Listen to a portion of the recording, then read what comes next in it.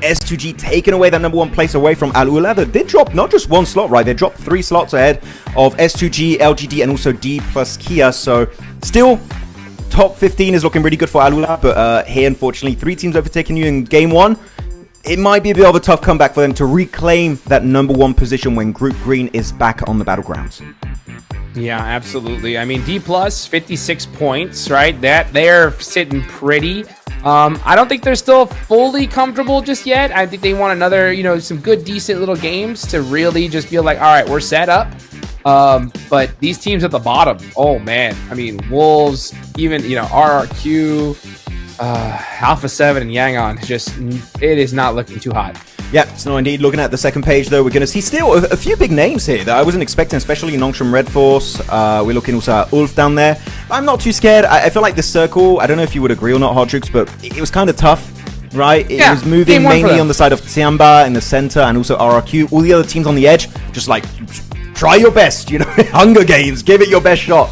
And unfortunately for Nongshim Red Force, they were leaving Yulin in the open, and so many teams were looking their direction. I wish instead of just trying to survive on the edge, they actually committed to a breach onto Weibo, because then you'd be fighting in a compound and nobody would be able to third-party you too easily. But they got a bit hesitant. But it's game 1. I just feel like I want to see that confidence back in the next 5 games of today. Yeah, I do as well. You can see there the elimination so far for the days. It's going to be Tian with 14. Yeah, this is total for the tournament so far.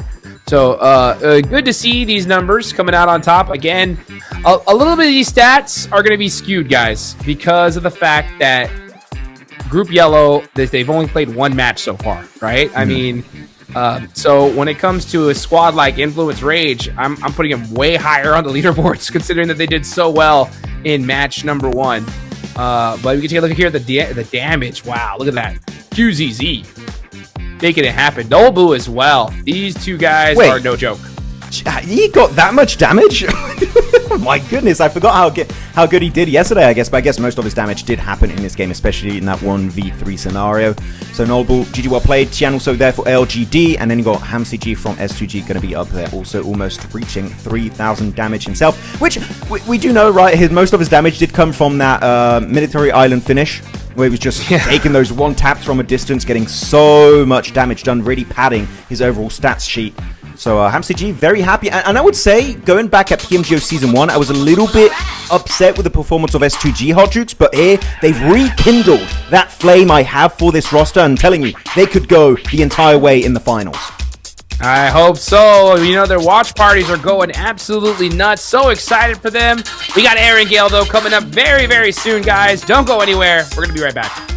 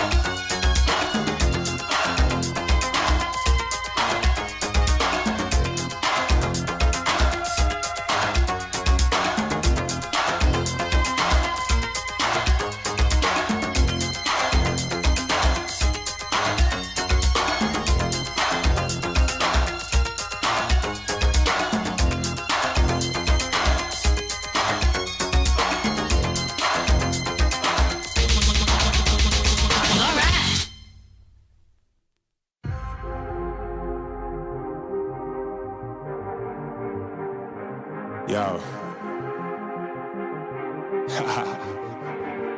I don't think they're ready for it.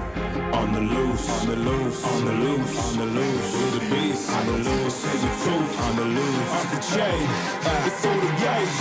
Yeah, getting wild, yeah, we out the cage. It's getting wild out here. One by one, we watch them all falling. It's getting wild out here.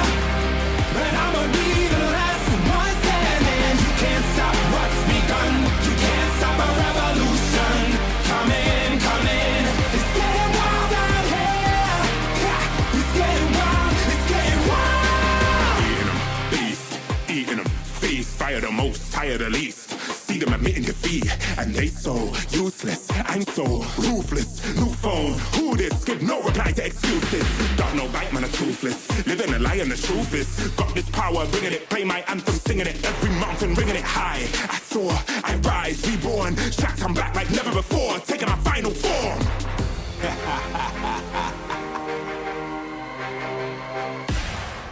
Yeah, it's getting wild out here. One by one, we watch them all falling. It's getting wild out here. But I'ma be the last one standing. You can't stop what's begun. You can't stop a revolution. It's coming, coming.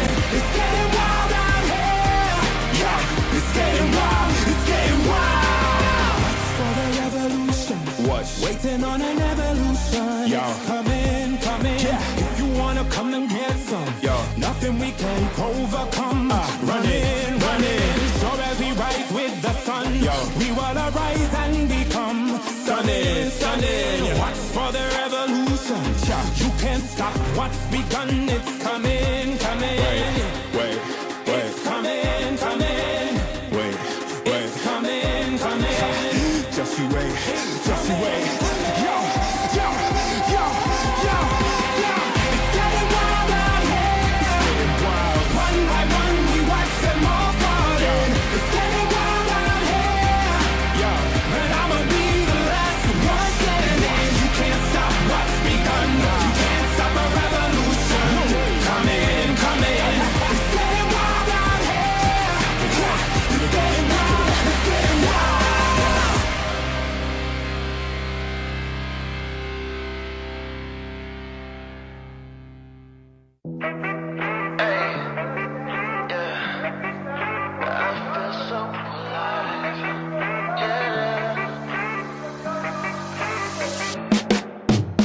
I got this feeling in my bones, things will work out.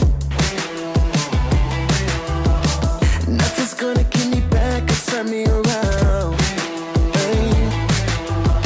I just know it'll turn around somehow. These good vibes never run out. 'Cause I'm feeling alive. 'Cause I'm feeling alive.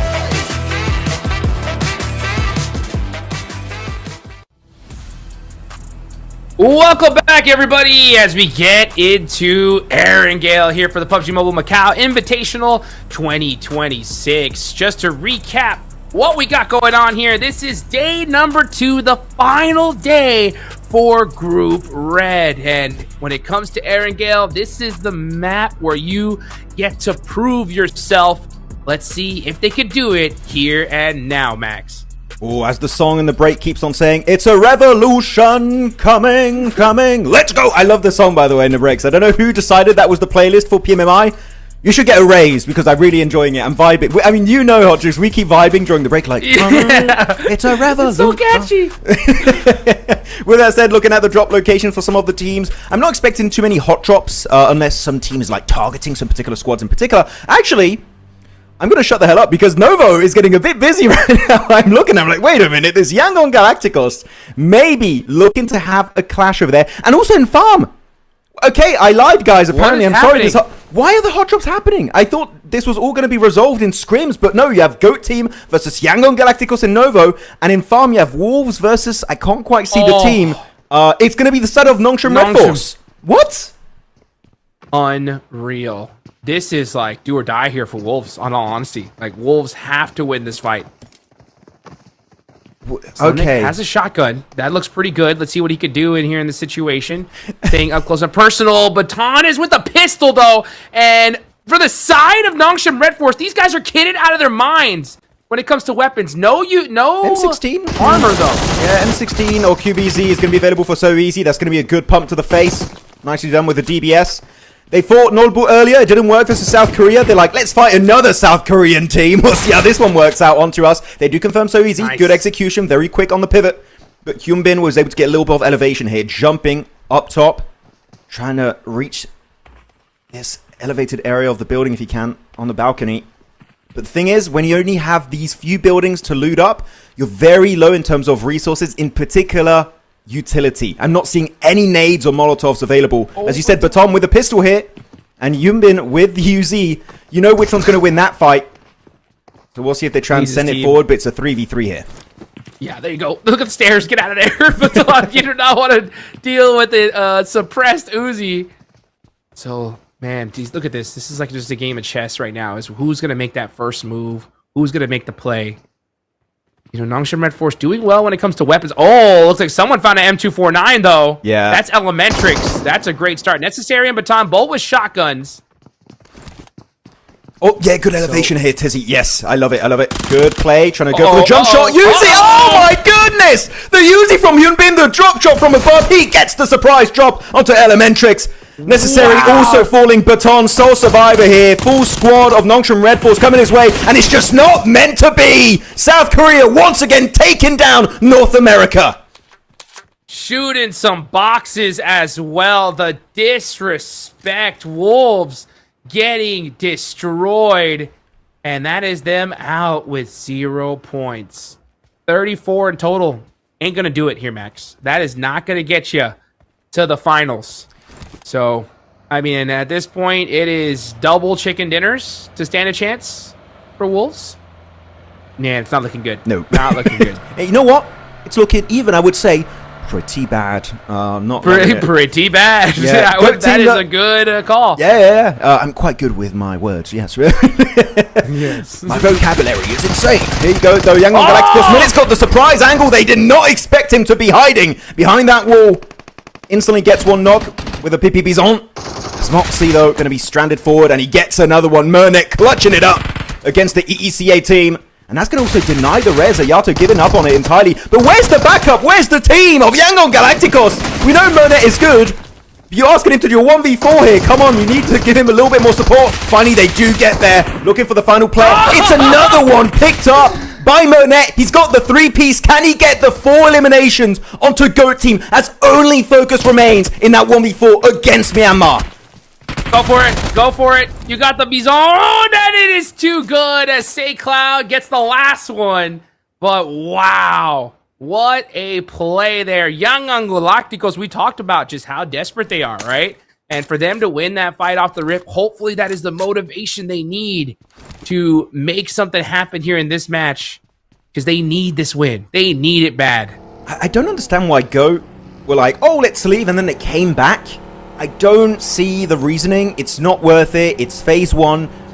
My rule I like to give teams when I'm looking at esports is if you can avoid the fight, phase 1, phase 2, just go for it. It is not worth it. It's just a pure ego fight. In that case, GOAT team were just so ego-driven. Like, yeah, we want to send it. We want to spill blood here on Erangel. And, well, they took the L to the hands of Yangon Galacticos. So really, I hope that that's a good lesson for them, that they're just not going to commit to these unnecessary fights in the early stage, because it really just causes you to slow down, lose all your momentum. And in this case, if your GOAT team remain in 24th position at the bottom of the rankings, which we know is not where you want to be.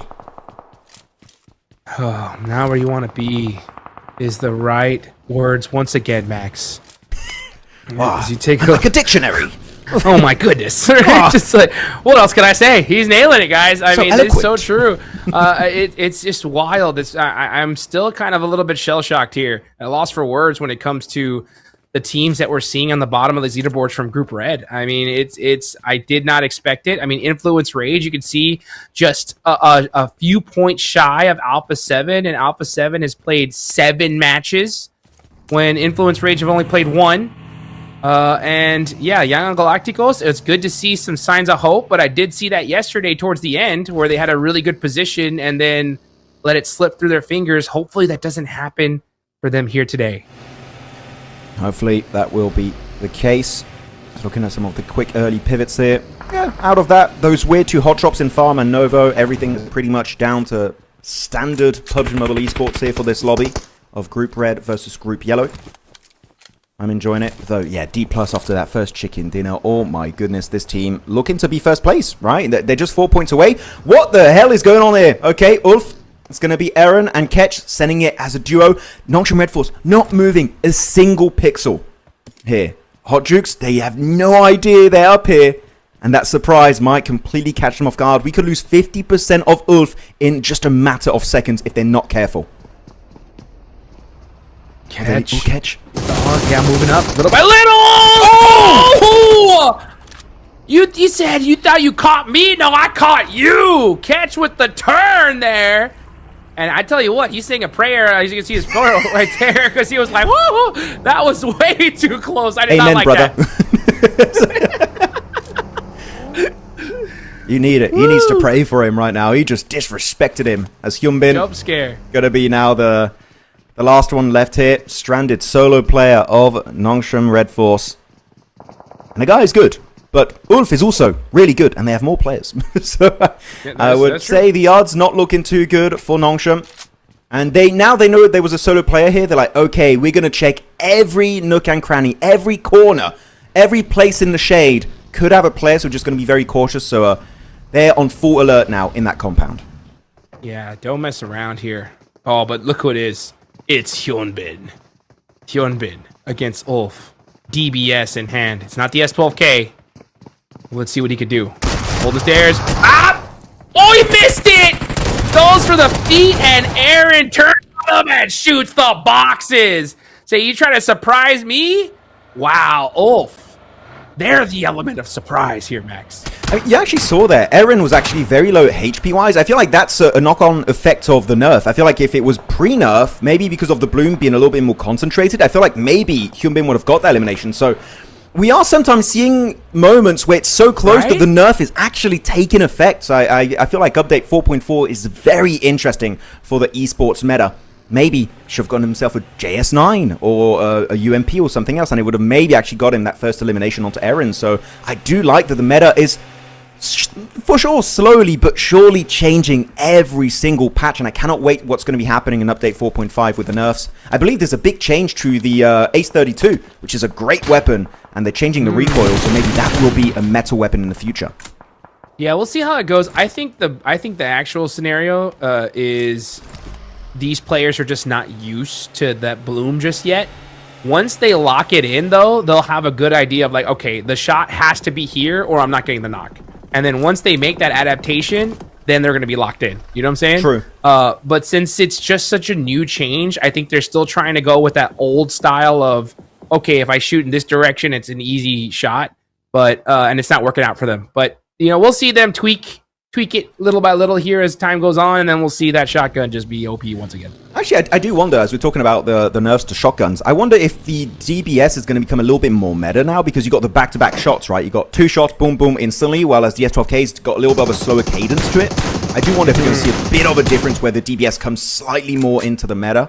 As Weibo, hey, good shots here, able to put himself back into hiding from Nigma Galaxy. But yeah, I think DBS is slowly coming back into the limelight because of the shotgun iterations.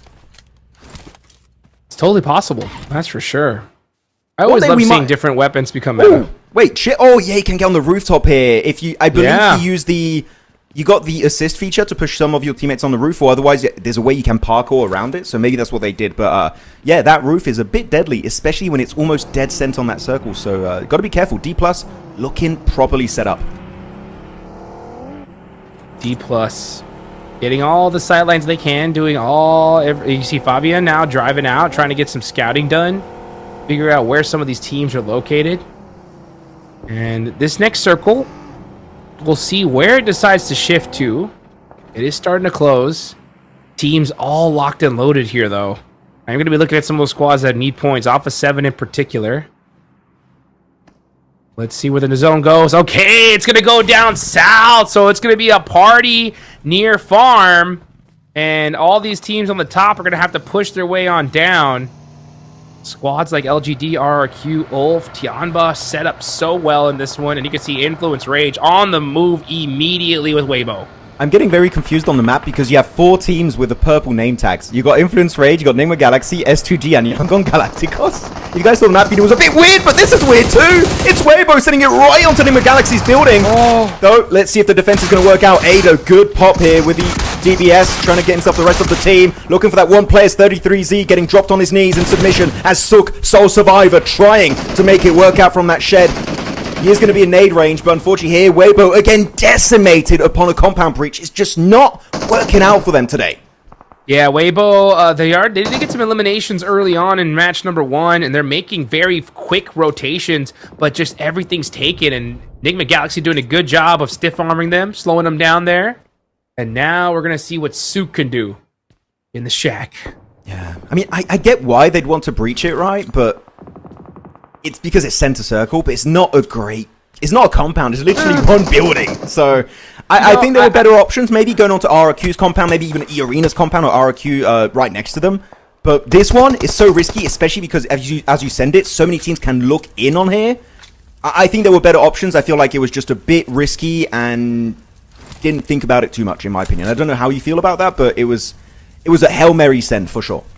You know, it's one of those things, right, where I do agree. There's definitely some better options. The one thing I love about them, though, is that all or nothing play style, right? Like, well, they really do. Yeah, they do commit, right? And if they get the eliminations and they're able to get that secured, I mean, they got points and they're set up, right? It just so happens that fight didn't work out for them. So it's risky, but I like that they're committing as a full team. Like, I prefer teams do that instead of just try to find some random spot in the open middle and then just die out anyway. You know what I'm saying? So it's just a little wild to see so early on. You know, it is stage 3 after all. Yeah, no, I get your point. It's definitely they committed to a play, which is, we were talking about that a bit yesterday, but here a play is going to be committed to. It's going to be the boys from Turkey, S2G, taking it to KSG, the Chinese squad. It's going to be Z-Boys surviving here, looking to get the fight, but it's just not going to happen whatsoever. S2G going to get the reset onto Kami. It's going to be Kami, Sulke, and Lost remaining in this game. And they got an interesting 2-1 split too, where Sulke is actually the off angle down south. So they will see if they can try and reclaim that position at one point. But hey, S2G again looking so good, so consistent, a massive level up compared to their performance back during PMGO Season 1.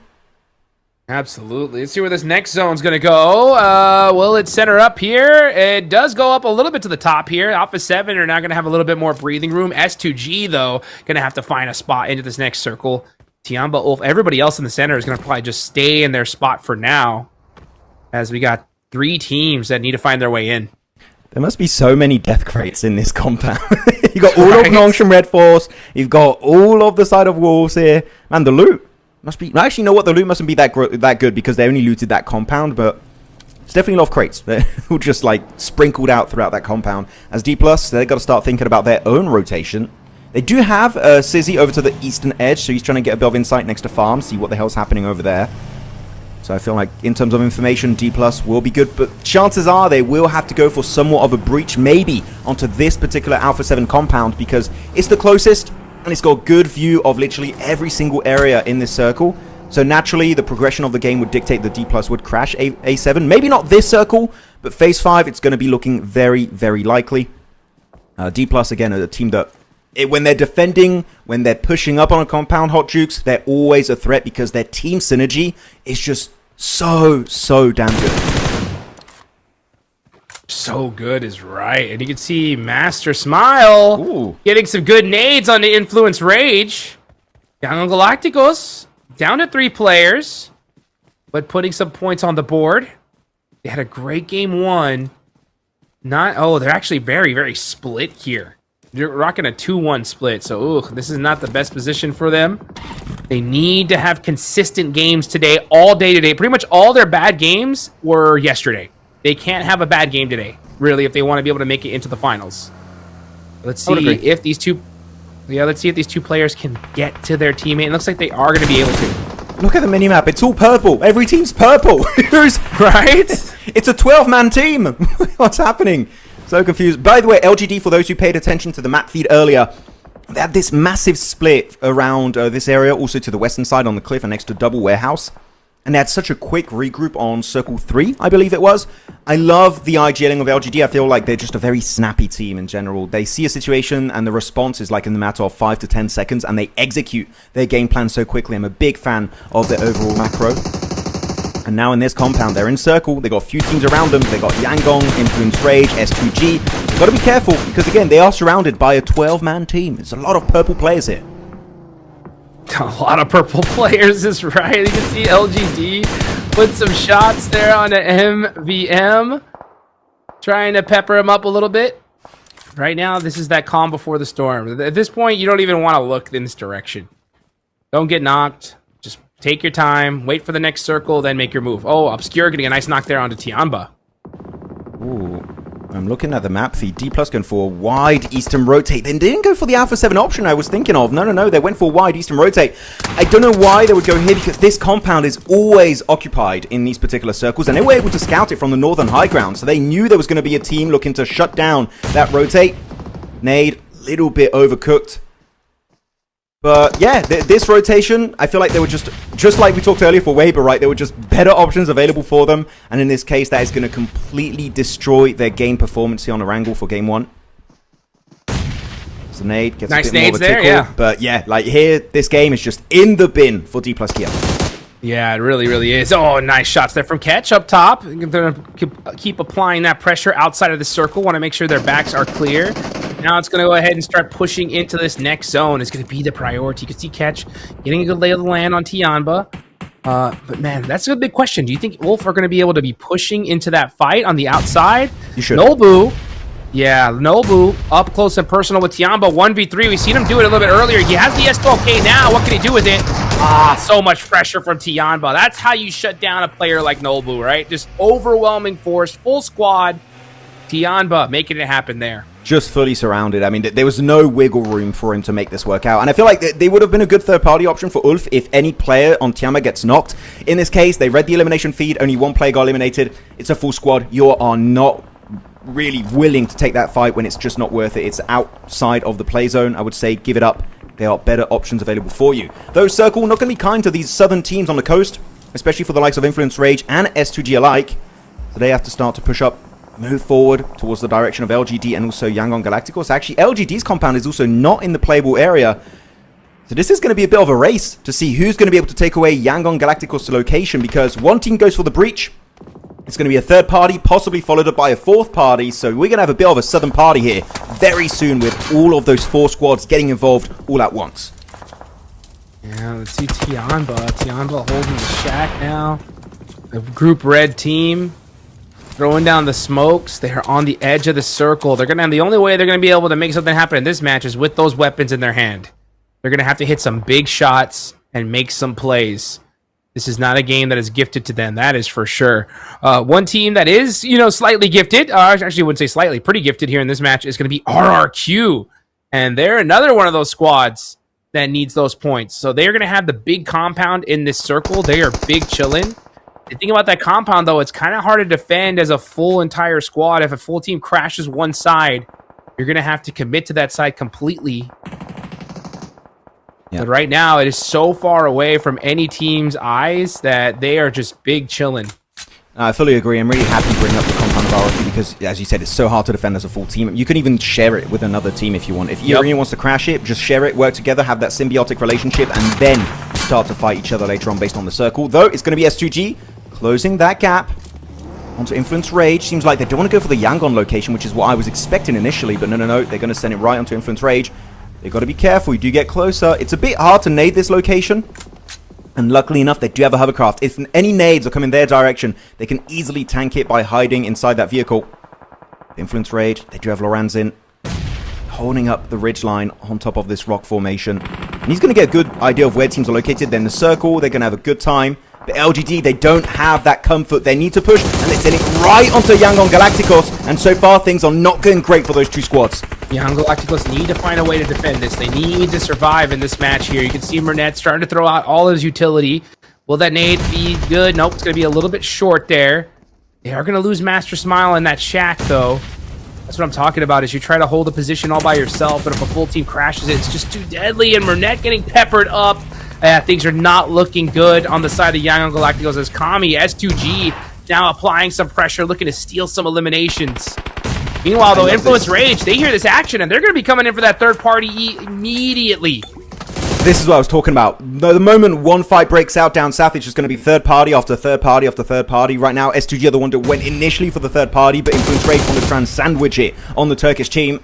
And so far, it's worked out. Solkate going to be taken out of the picture entirely. It's a bit of a clash. The elimination feed is just lining up. Influence Rage, look at the minimap. They're thinking better of it.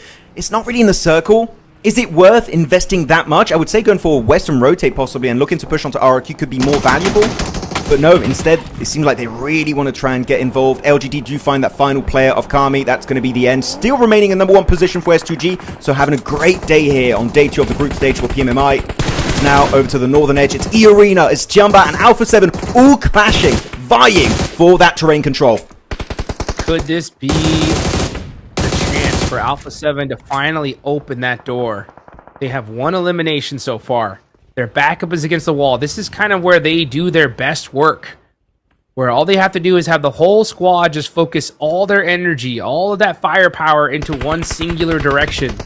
I think E-Arena is going to be their big fight here coming up next. Rebel gets the initial knock. Do they make this push here? Rebel's going to throw a nade, trying to hit that player on the roof, Joker. No way! And they get it! That's it! It is time to go! Oh, but Carrillo gets knocked! From the backside, that's going to slow them down on this push. Oh, that was a perfect opportunity. Now Rebel getting picked up. Sook! And whoa, No way, Sook! Oh, downtown. From the shed, there's no way he's got the off angle. He outlives TIANBA in that location. He was not spotted out, and now Sook is getting the angle. He does get naded up by Satan eventually, but he just slowed down the entire assault of Alpha 7 onto E-Arena, and because of that, E-Arena do get an almost full squad reset. Actually, no, they do get the full squad reset. It could have been so beautiful for Alpha 7, but Sook as a solo ruined it for A7. And now back into hiding, into nade range. E-Arena, they're ready for round number 2. And with the circle, it's not looking good for A7, and they're just going to keep chucking that utility to eliminate the Brazilian team. Just everything is going wrong for Alpha 7 at this point. I mean, that was such a picture-perfect start to that fight for Alpha 7. Nade. Yeah. And then Sook just said, nah, shut that down, you know, and E-Arena were like, thank you, Sook, I very much appreciate you, as they start throwing some nades in this direction. And Alpha 7 just desperate, just, oh, what could we do here? But it's just too late. It's just too late for Alpha 7. Got to be careful, though, E-Arena, to not waste all of your grenades. I know you really want to get rid of A7, and if I were you, I'd want the same, but you want to hold on to a few of those resources if you want to have a chance for the actual chicken dinner. Circle shift now into phase number 7. And the compound of RRQ is still going to be in play. So E-Arena need to leave, Alpha 7 need to leave, and so do the southern teams in LGD and Influence Rage, even Enigma Galaxy over to the eastern side. Everyone has to move except for RRQ. This should be at least an easy top 3 for them, but they did fumble it last game on Rondo Hot Shoots. Can they redeem it here on Erangel? Let's see if they could do it. RRQ need to honestly stand up and start getting some eliminations as well. Yeah, you got pretty much a lock here for some placement points, but you got to find some of those elimination points as well. Coops on the other side with Enigma Galaxy. They got some great sightlines at Alpha 7. Joker gets the knock onto Obscure. Worst timing here for Alpha 7 as the zone is starting to close. That nade looks good, and that is going to pepper up both these players. E-Arena, are they going to start making that push? Hop in the vehicle, but second thoughts. They got to make a decision here. They are outside of the circle. They got to move. Oh, Enigma Galaxy sending it forward. Satan in particular up there with Ado. And he got 6 nades. I love this play from Enigma Galaxy. Snuff them out. The blue zone's making it very easy to predict where they're going to be located. They're going to hit that nade instantly. Satan, so quick on the move. The nades, though, coming back also towards the location. Obscure taking a bit of a beating. One more nade, and it could be the squad wide. But E-Arena say, no! We want to be involved in this discussion. They're going for the push, getting the points onto Alpha 7. Instantly eliminated, but he's got himself the MG3. Enigma Galaxy popping off. But Satan doing so well, looking to take it to the side of TIANBA. Looking for the sole survivor here. He gets the MG3 spray, gets it done once again. Satan against the world, and he is winning. Oh, not now. But Mormon shuts it down at the last second. E-Arena did. I don't think they expected 2 squads in that fight, but they make it work for now as E-Arena down to a singular player. Put some points on the board. Lawrence in, switches weapons at the worst time. RRQ, now's your opportunity for elimination. Not bad, but you need more. And now it's time to get him. You're in. He's alive! Sightlines. Oh, his dodging there was just so peak. Really good execution, LGD. Now it's going to be a 2v4, and they're sending 1 player solo. Commando mode is going to be Tian. It's just not meant to be whatsoever. Good try, but unfortunately it's just not enough, and they do find the final player, and that is going to be the Indo win. RRQ finally getting their first chicken dinner here, and they will do it in style on day 2 of the group stage. Oh, domain expansion, chicken dinner at the right time. Oh man, they definitely needed that one so desperately, and it feels good when it's handed to you on a silver platter, Max. True. By the way, I lied. It's their second chicken dinner. I just didn't remember they got chicken dinner yesterday. My bad, my bad. It's the second one. They'll take that one, though. They'll take that one for sure. And they needed it, right? I mean, they had a chicken dinner, and we talked about it yesterday, too, right? About how, like, man, they're so far down on the leaderboards with that chicken. This second one, though, is going to definitely put them in the running with 4 more matches left to go. They need a good couple more games, I think, to feel comfortable going into tomorrow, because that's the problem, Max, is tomorrow all those squads are going to know exactly what they need to make it in the top 15. RRQ, they are just guessing at this point. Yeah, really, really happy with their game here. 50% contribution plus for the side of MECAO, bringing so many more points on this game, 4 total, and also just so much control on that compound. I remember why I didn't think it was a RRQ chicken dinner by the one, that Miramar. I thought it was won by FURIA, and they kind of subverted expectations and got the chicken dinner. That's why, but yeah, they did get chicken dinner yesterday on game number 5 on Miramar. So overall, good game. But yeah, the hot drops in particular, this is my big question, hot drops going into game number 3. Are we going to see these clashes resolved in farm and also in the side of Novo? Because these fights are really slowing down the ascent of some of these teams. They cannot afford to go for the hot drops. It's really just, it's shutting down your entire tournament if you go out early. For sure. I mean, what do you do if you're Wolves, right? I mean, Wolves got taken out so early, and they can't afford another match like that. So if you're Wolves, maybe it's time to try to find a secondary drop location. You got to be able to adapt in fights like this. Or do you commit and try to get those points early on? So many different questions, but man, that hot drop, it just puts an absolute wrench in your gears. Yeah, got to try and fix it up. Here you go again. Quick look at the entire squad of RRQ. It's going to be 1.6k damage, 6 eliminations. I would have loved to see them get close to double digits with that kind of location on the circle, right? Yeah. You're looking at so many teams. I wish we did see a 10 elimination bomb dropping for this team. Just didn't quite happen this time around. By the way, we did see during the replay, and I wasn't sure about it, so I didn't mention it during the cast, but we did see a full-on clutch of Sook versus TIANBA. I feel like some teams like Alpha 7 will look in that direction and kind of helping, but he did outlive an entire push of TIANBA on that shed, so Sook, again, when he's against the world, still believe in Sook. The man can pull it out of nowhere and clutch up a win. And in that case, he did get himself a few extra points for his team. An actual total of 5 points. So not a non-game. It's not as big as you would like to see, but Weibo still remaining in that conversation. Yeah, I mean, they're good, putting up consistent points. That's what it's all about. Remember, folks, Weibo are going to be playing again tomorrow. The teams that aren't playing, though, tomorrow, Wolves and Alpha 7, 3-1. That ain't going to do it, Max. That ain't going to do it. Yeah, it's not going to work out. Alpha 7 only 3 points. My boy. What are we doing? We need to see something more. It's just... the thing is, I really... It could have been good. It could have been so good on E-Arena if they could push it. Sook just ruined it. I do feel bad for them in that game in particular because they just didn't expect a player over there to remain. But really...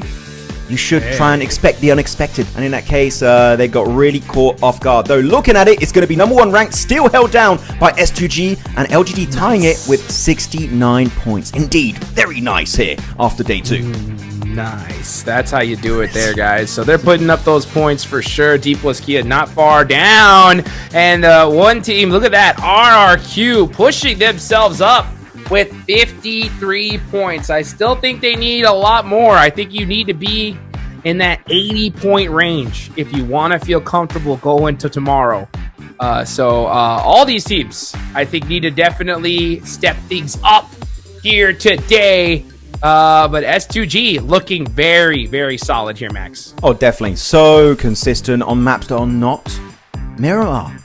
I'm loving that. We're seeing non-Miramar strong performances from S2G, which is what I was hoping to see after their performance in PMGO Season 1. Second page of the rankings, though, team is going to be falling out of contention is going to be K1. Not seeing much here, unfortunately.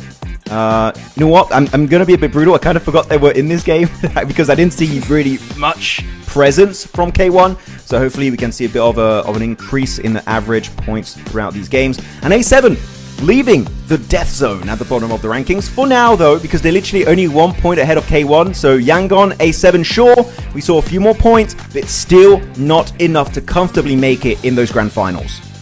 I was about to say, no, K1, yeah, they're in Group Green. They're not doing nothing. So they're chilling today. Wait, it says 8 matches. Oh, yeah. Yeah, I was confused. I was like, wait, 8 matches? But no, okay. Yeah, even I was kind of like, huh? You know, but yeah, no, they're chilling. So they're, you know what? They're playing matches offline, Max. They're practicing. You know what I'm saying? They're making sure that they are ready for tomorrow. So we'll see how that goes.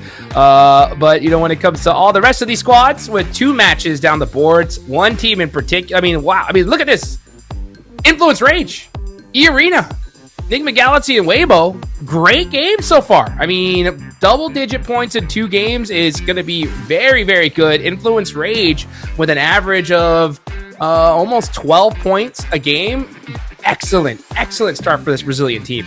Yeah, I mean, really, when you look at Influence Rage, 11 placement points without a single chicken dinner over the course of 2 games is very good, very strong and consistent. So I'm very happy with the likes of well, I was going to say Brazil, not Alpha 7, but mainly Influence Rage. So really, really good showing from these guys. As here we go, looking at our top eliminators so far. Again, these are the stats for the entire tournament so far for the 2 days of group stage. Tian will still be up there for LGD with those 18 eliminations, but AMCG, he's been closing that gap consistently. And for the one of the first few times, if I'm not mistaken, Hot Jukes, Camille is actually going to be also on this graphic. So S2G bringing consistent placement points and apparently also eliminations with these 2 guys in particular. Yeah, putting in that work. I love to see that from S2G. You know that their owner, all their fans are so excited for them right here. They're having a good, solid year. And for PMMI, I mean, it's looking solid. They should be able to be a lock for the finals as long as they consistently put up some few points. They should be good. Looking at the damage, you know, TIANBA, QZZ, still up on top, and I don't think he's getting surpassed anytime soon. Yeah, it's going to remain like this for a while. I feel like when you have that much damage what's that? You have a 2,000 damage lead right now onto second place, which is Nolbu. What is going on for this guy? He's just popping off. And you know what? I'm actually very excited to see how TIANBA would do in, you know, an event like a PMWC or PMGC because if you can do it there too, that would be very, very exciting. So QZZ bringing the heat and especially bringing a lot of damage in these games. GG's. GG's indeed. So beautiful for QZZ. Nolbu as well, showing off what he's got today. I love to see what this man just put in that work with that shotgun, man. When it comes to CQC, that guy is tough. So looking on down the line though, man, I'm gonna go. We gotta talk about it some more. This might be the last time I talk about it, Max. To be honest, Looking on down, I'm gonna mention Alpha 7, and this could be the last time. If they don't win this next game, I'm counting them out. I will say a top 5. Just give me a top 5 Alpha 7 with a few eliminations. I'll be happy because right now the eliminations are just not there, Hot Jukes. We need to see a massive step up from A7. Well, let's see if we're going to see it here in just a few minutes, guys. Don't go anywhere. We'll be back soon for more PUBG Mobile MACAO Invitational action.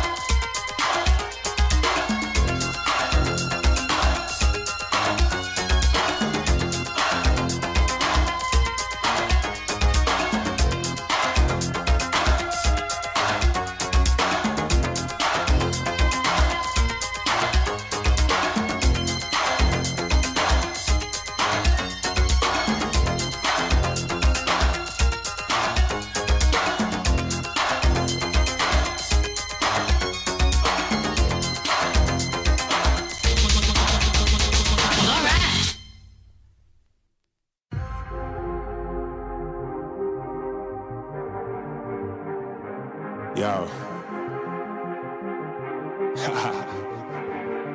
I don't think they're ready for it. On the loose, on the loose, on the loose, on the loose. With the beast, on the loose, say the truth, on the loose. Off the chain, it's all the gauge. Yeah, getting wild, it's shot me out the cage. It's getting wild out here. One by one, we watch them all falling. It's getting wild out here. But I'ma be the last one standing. You can't stop what's begun. You can't stop a revolution. Coming, coming. It's getting wild out here. Yeah, it's getting wild. It's getting wild. Eating them, feast. Fire the most, tire the least. See them admitting defeat, and they so useless. I'm so ruthless. New phone, who this? Give no reply to excuses. Got no bite, man, a toothless. Living a lie and the truth is. Got this power, bringing it. Play my anthem, singing it. Every mountain, ringing it high. I soar, I rise, reborn. Strapped, I'm back like never before. Taking my final form.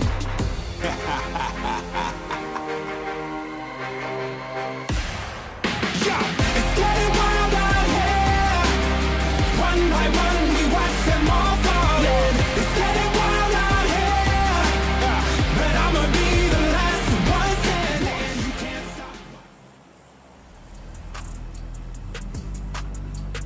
Welcome back, everybody, as we get ready for the next Erangel match here for the PUBG Mobile Macau Invitational. Man, a very, very important one for so many teams here in Group Red to show a sign of life and a possibility of making that crazy comeback. It is going to be a tough road ahead, but that road starts right here in this match. Are we going to see the hot drop continue? Are we going to see, That's again, the question. Nongshim Red Force versus Wolves in Farm? And are we going to be witnessing Goat Team versus Yangon Galacticos in Nova Retnoia? Those are the two big question marks for me, at least. That I would like to see not happen. Of course, would it make the early game more interesting? Of course it would, so I wouldn't say no to it. Why the hell not? But I would not recommend it to them because it can really hinder their opportunities to make in the top 15. Though I am seeing Wolves committing once again to farm drop, which they've been dropping there for a very long time now, even back during PMGO S1, if I'm not mistaken. But I am seeing a red team just behind Wolves. I feel like Nongshim might go for a bit of a western stretch here, avoiding Wolves slightly. So that should be hopefully resolved. And Yangon will be sending it back into Novo. I am not seeing Goat Team, so they might have a chill looting stage. And it's going to be great because we might just be going onto a military island finish. Southern Circle coming out here. Just a very big threat for a lot of these teams. Alpha 7 from North George. I'll tell you one thing, Max. They got to get moving a lot faster than the last time we saw them play a military circle. Yeah, we'll see. Oh, damn it. That's okay. Sorry, just to go on this again. Oh my goodness! This is Weibo this time. Oh, it's not the Nongshim Red Force are nearby, but okay, Weibo get it. Can you ask me a question again? Sorry, I was confused with this now. I was like, what's going on? It just shut down my brain like, oh no, hot drop time. No, it's so true. Yeah, I mean, Wolves losing a player again. It's just, it's looking pretty much over at this point. I was saying that when it comes to Alpha 7, they need to get looted and moving a lot faster than the last time we saw them in military. You remember that? Because they got stuck out in the blue zone and they took their sweet time and got punished for it. But there were so many teams very slow. They're not the only team. I think it was also RRQ and D+ was very slow on the pivot. There was another team. I think it was LGD. But yes. Look at LGD. Hey, they're already on the island, right? They're dropping here. They're looting up military base. So they're going to be loving it this game. So I'm very excited. And again, this team has been just doing so much good work. 69 points here. Nice tied up with the likes of S2G. Though it's a bit of a chase here. The race is real to make over the bridge. Federal, though, tanking the bullet, surviving with almost just 1 HP. And the clapback of Solus is huge. Gets the headshot with the AKM right onto 33Z. And Weibo, they just can't stop. They got to keep driving forward. And Coops is on the other side. Finding the angles, applying the pressure. Weibo getting destroyed. It's all up to Sook by his lonesome Coops. Is he gonna wait? Take his time? Get these? Nope. Gonna get these confirmations immediately. He's going for it. Oh, gets taken out. Where's the team? Where is the team? Coops eliminated. What's going on? What? I am. This is just so random. the Weibo would send it without any kind of scouting. Really good shot from Ado there, trying to get it from below the steel beams. I think you can hit one more pellet, and it's going to be game over for Weibo. It's going to be almost a non-game, and that's a good back shot. Ado locking it in. They do lose Coops, though, but at least they do get 3 early points. You know what? Losing 1 player, you get 3 points. It's not the worst situation in the world. Though, over on the other side of the bridge, it's Ulf versus Influence Rage. Again, this crossing, the fact it's on phase 1-2 when still the northern side of the circle is on the mainland, there's no rush, and yet they sent it so quickly. Yeah, I'm very uncertain as to why they were so rushed to make that play happen. Yeah, speaking of rush, man, honestly, I really did not like that play from Coops. I mean, in my opinion, there was no need to rush that and try to go in solo. Why risk the 1v1? Just wait for your team and do that. So, I mean, yeah, you're right. I mean, to get those eliminations and lose 1 player isn't worse, but it grinds my gears, Max, when it's an unnecessary loss, especially for a player like Coops. Yeah, like, I would do plays like that in, you know, Ultimate Royale. Yeah, why not? Just say, I got this. Yeah, in eSport I might like slow down, like, let me just check where teams are located, and maybe it'll work out for you to see that no one's going to be looking to set up that defense. So Tian, one of the top MVPs so far this entire event, and it's just going to be a little bit too much to bear. Taken on down, lost, gets the headshot with the S12K, and now looking to lock down the solo player here in Wei Ji, and with the yeah, there he does it with the QBZ, locks in the extra elimination. S2G up to 3 limbs, and that sole survivor in MACAO of LGD is just going to go for that quick pivot away. But actually, I kind of want to, as we have all of these early fights are kind of wrapping up, Federal does get locked out by Ketch. I saw a very interesting question earlier in the chat. I forgot who it was exactly, but I wanted to bring it up to you, and we can talk about it. Because all gamers already qualified straight into the grand finals as they won their last PL tournament. Do you feel like that gives them a bit of a disadvantage? They can't train as much against these teams in the group stage.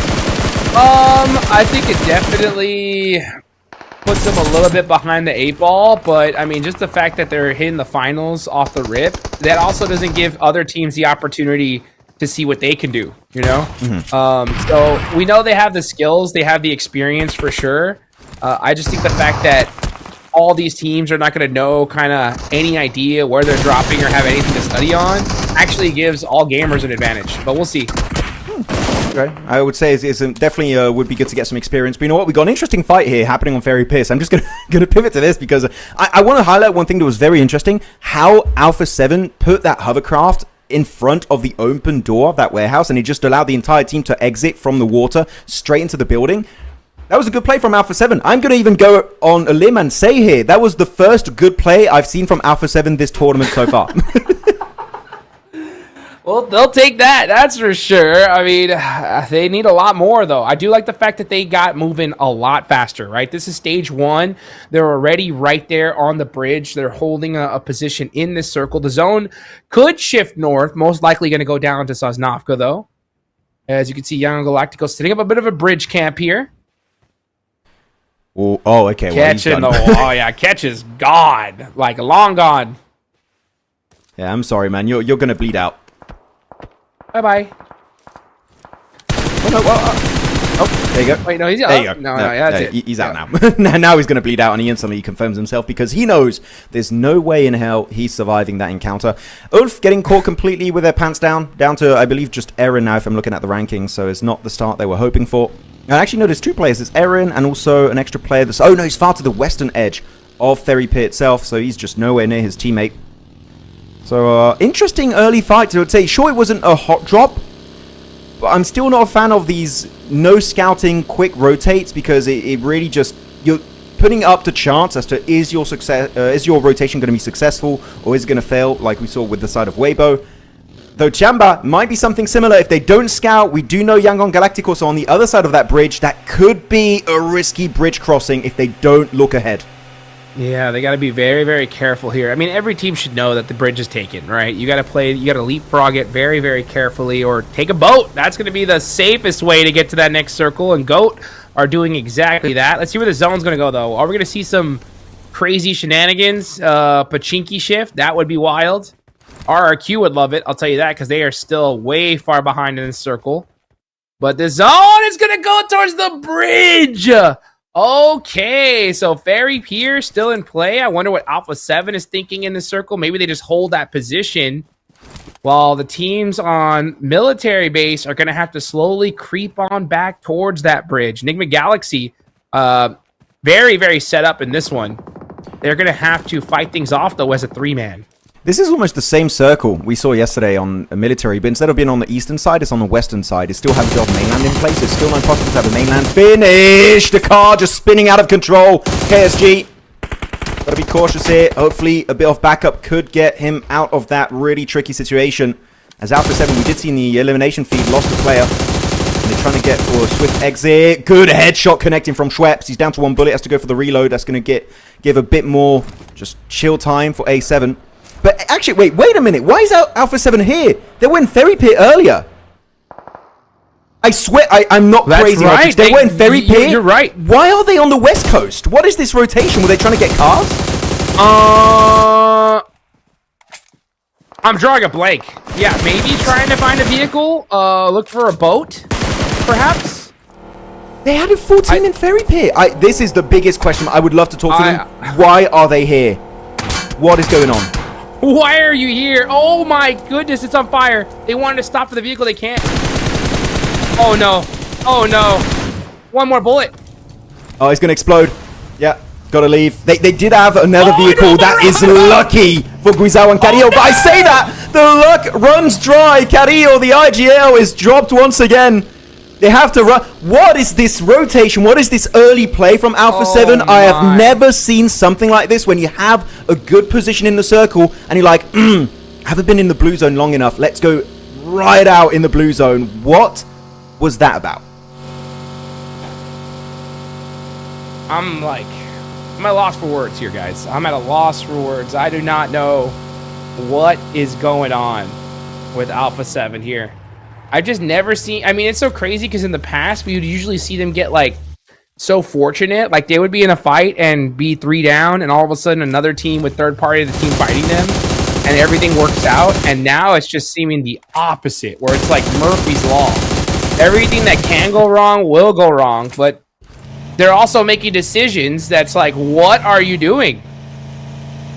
Yeah, why? No, you know what? Why? I summon the man himself, your #1 analysis YouTuber, Truce, from India. I need Truce to come in here and make a short video of what Alpha 7 were trying to do, because I have no idea. I cannot even begin to imagine. My only theory is they try to get some vehicles or maybe some extra loot, and I don't know why, because Revo was here. They were a full team in this exact location, like, what, 5 minutes ago? Damn. And they're just like, oh, Revo, stay here. We'll send 3 players to the west. They go right into E Arena. Truce, we need you. Didn't they have a hovercraft? They did. They did. I feel like it might have gotten damaged a little bit, but even then, it's still a valuable vehicle to have because you can cross the water with it. By the way, circle shift, it goes back to the mainland. Wow. This is one of the weirdest games I've seen so far in 2026. What is going on? It's just question mark game for me. I mean, after that Alpha 7 play, I said, I was like, maybe they're going for a boat, but if they had a hovercraft, that doesn't make sense. Nothing makes sense at this point. Up is down, left is right. Master Smile trying to make a left, goes out of this one with TIANBA holding the bridge. And this is on the other side of the map. This is the eastern bridge in blue zone. So teams, like 4 or 5 squads are trying to go down that other bridge, and TIANBA are holding it down. I wish Yangon waited a little bit more just to let TIANBA go for the exit. Now they just showed their location away to TIANBA, so they're going to try and hold it down. They got the elimination. It's down to 1 player. So Yangon, this is just going to be a straight up non-game for them, because he's, as you can see, he's 1,000 meters away from the playable area. So he's got to be very silent for now. Let the teams go for a quick exit, like your S2Gs, like your GOATs, like your TIANBAs, and maybe you can do something on the beach side or go into wartime survive, get a few placement points.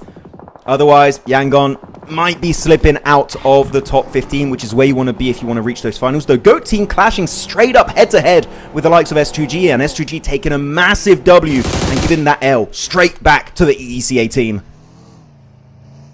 This is just wild. I feel like we're seeing too many smart players here. You know what I'm saying? Like, everybody's trying to do the super smart play, and they're getting punished for it.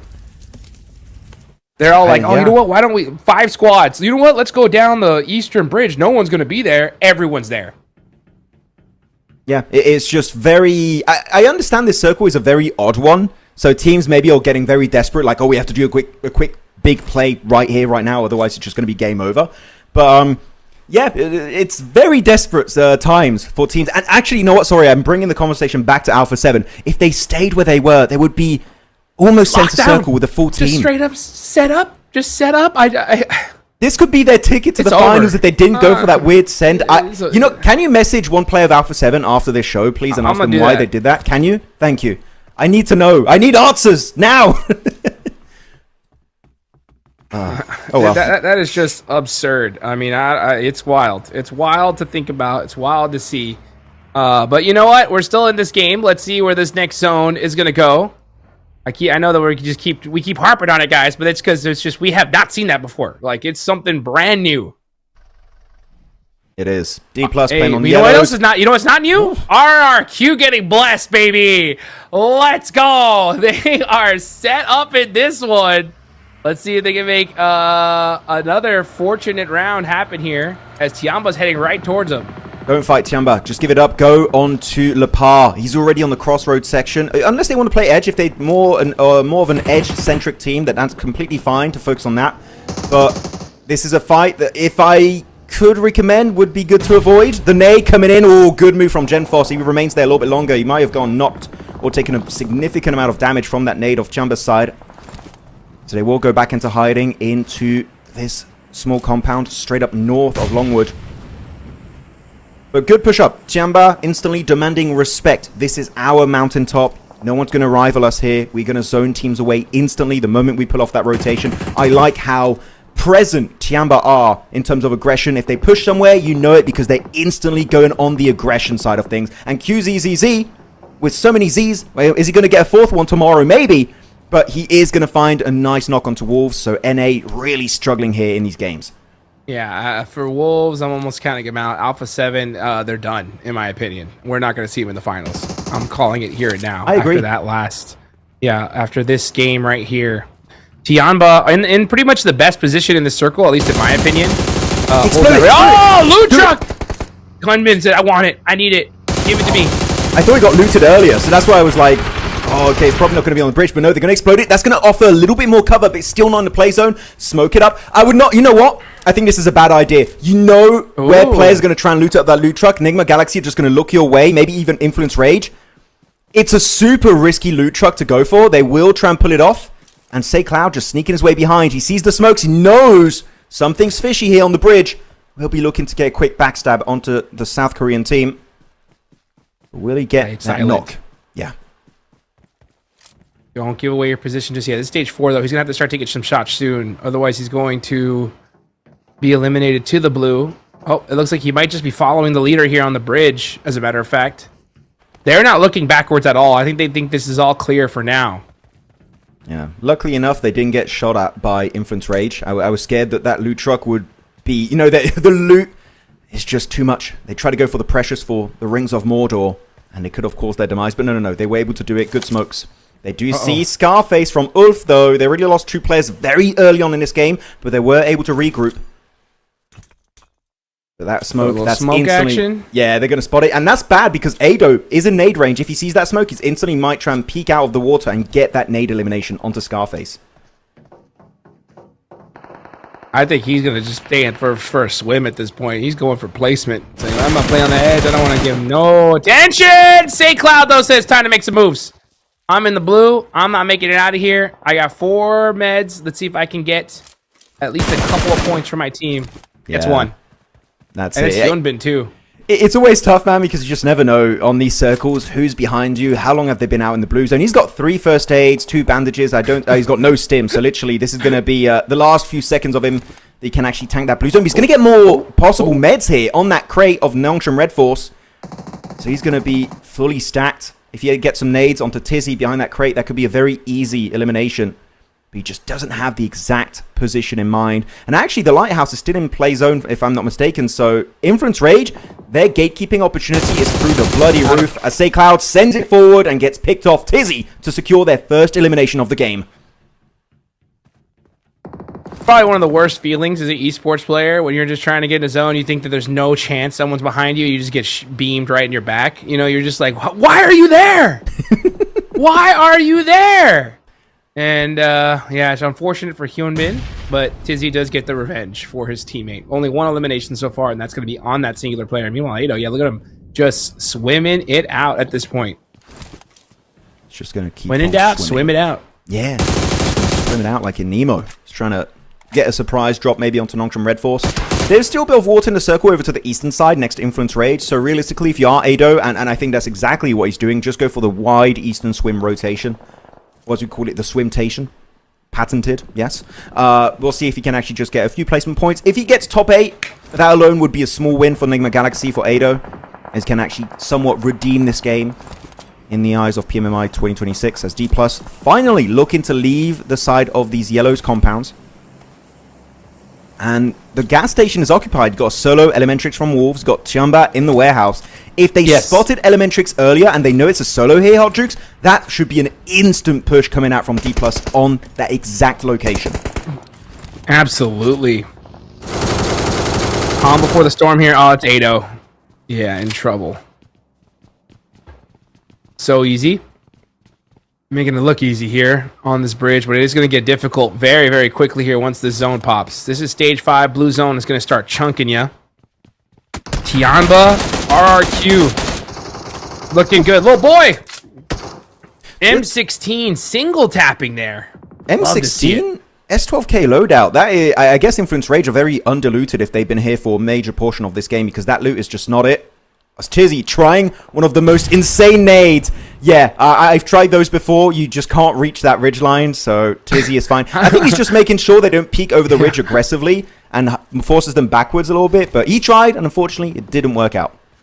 Try to pull off an Uncle Rico right there. How much you want to bet I could throw a nade over the mountains? And it did not work out. But yeah, I mean, definitely a little warning to, hey, leave us alone. As Nongshim Red Force are going to go for a little swim here, trying to find the off-meta play. Hopefully find a way up this mountainside. They're going to have to put on their rock climbing shoes, that's for sure. So easy holding down the bridge for now. D+ Kia starting to make some rotations as well. And right now, everybody else is just big chilling at this point. Yeah, D+ Kia are in a great spot. TIANBA are rock solid. Oh, Nobu getting knocked though. That's by Elementrix. Elementrix making some noise here.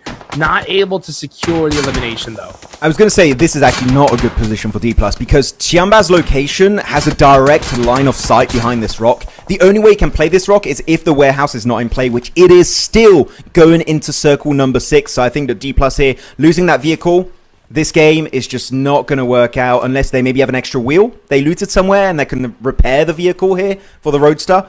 But otherwise, the moment that smokes dissipate, I feel like maybe they don't get eliminated, Hot Jukes, but at least they do lose their way of transitioning deeper into this game. As RRQ, though, sending it straight onto the Thai team. It's going to be onto E-Arena, La Par. Okay, well, that breach was looking interesting, but the three players get knocked pretty much in the first 3 seconds of that breach. Not what they were expecting. Yeah, 3-1 push is just shut down instantaneously there. Good job from E-Arena. Putting that slip on Ralph. Peeks out of the shack. He's right back into it. Enigma Galaxy with a single player. Still 9 teams remaining, guys. It's 22 minutes in, and if you go out now, you're getting 0 placement points. Nice shot there from Genfoss.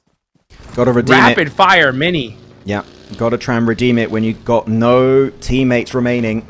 And he's gonna try and encroach slowly. I would recommend maybe a wide eastern rotate, try and send in the water and get some placement points, because here, the only way you get into the circle outside of going in the water is by fighting someone. Ralph could be a good option, but he's not even in the play zone himself. That shed is not gonna be in circle 6. So Genforce just kind of weighing his options. What the hell am I going to do? So he's trying to make it over to that other shed, which is in the play zone. But he doesn't know it's free, and he's just going to keep sending it. He loses the wheels. He goes out, and that is it. Game over. RRQ not getting a single placement point in game number 3. Wow, interesting play. You know, sometimes you see a shack right there, but you also see a wide open street in zone 6, and that wide open street sometimes is the play, Max. That time it wasn't, though. That was not it. Every other time it's not either. But you know what? You never know unless you try. Give it a shot, and it just didn't pay off at all. Nullball, though, sending in the water. I know he's got some great movement tech, but in the water, it's got to become Michael Phelps if he wants to get something of value done. And yeah, the big issue is that TIANBA had that direct line of sight. All the vehicles have been just completely wrecked to pieces. So that rotation is not working out. So it's just a salvage game at this point for D+. If they reach top 5, I would say that's a quote-unquote win for the South Korean team. Outside of that, chicken dinner, almost impossible for D+ this game.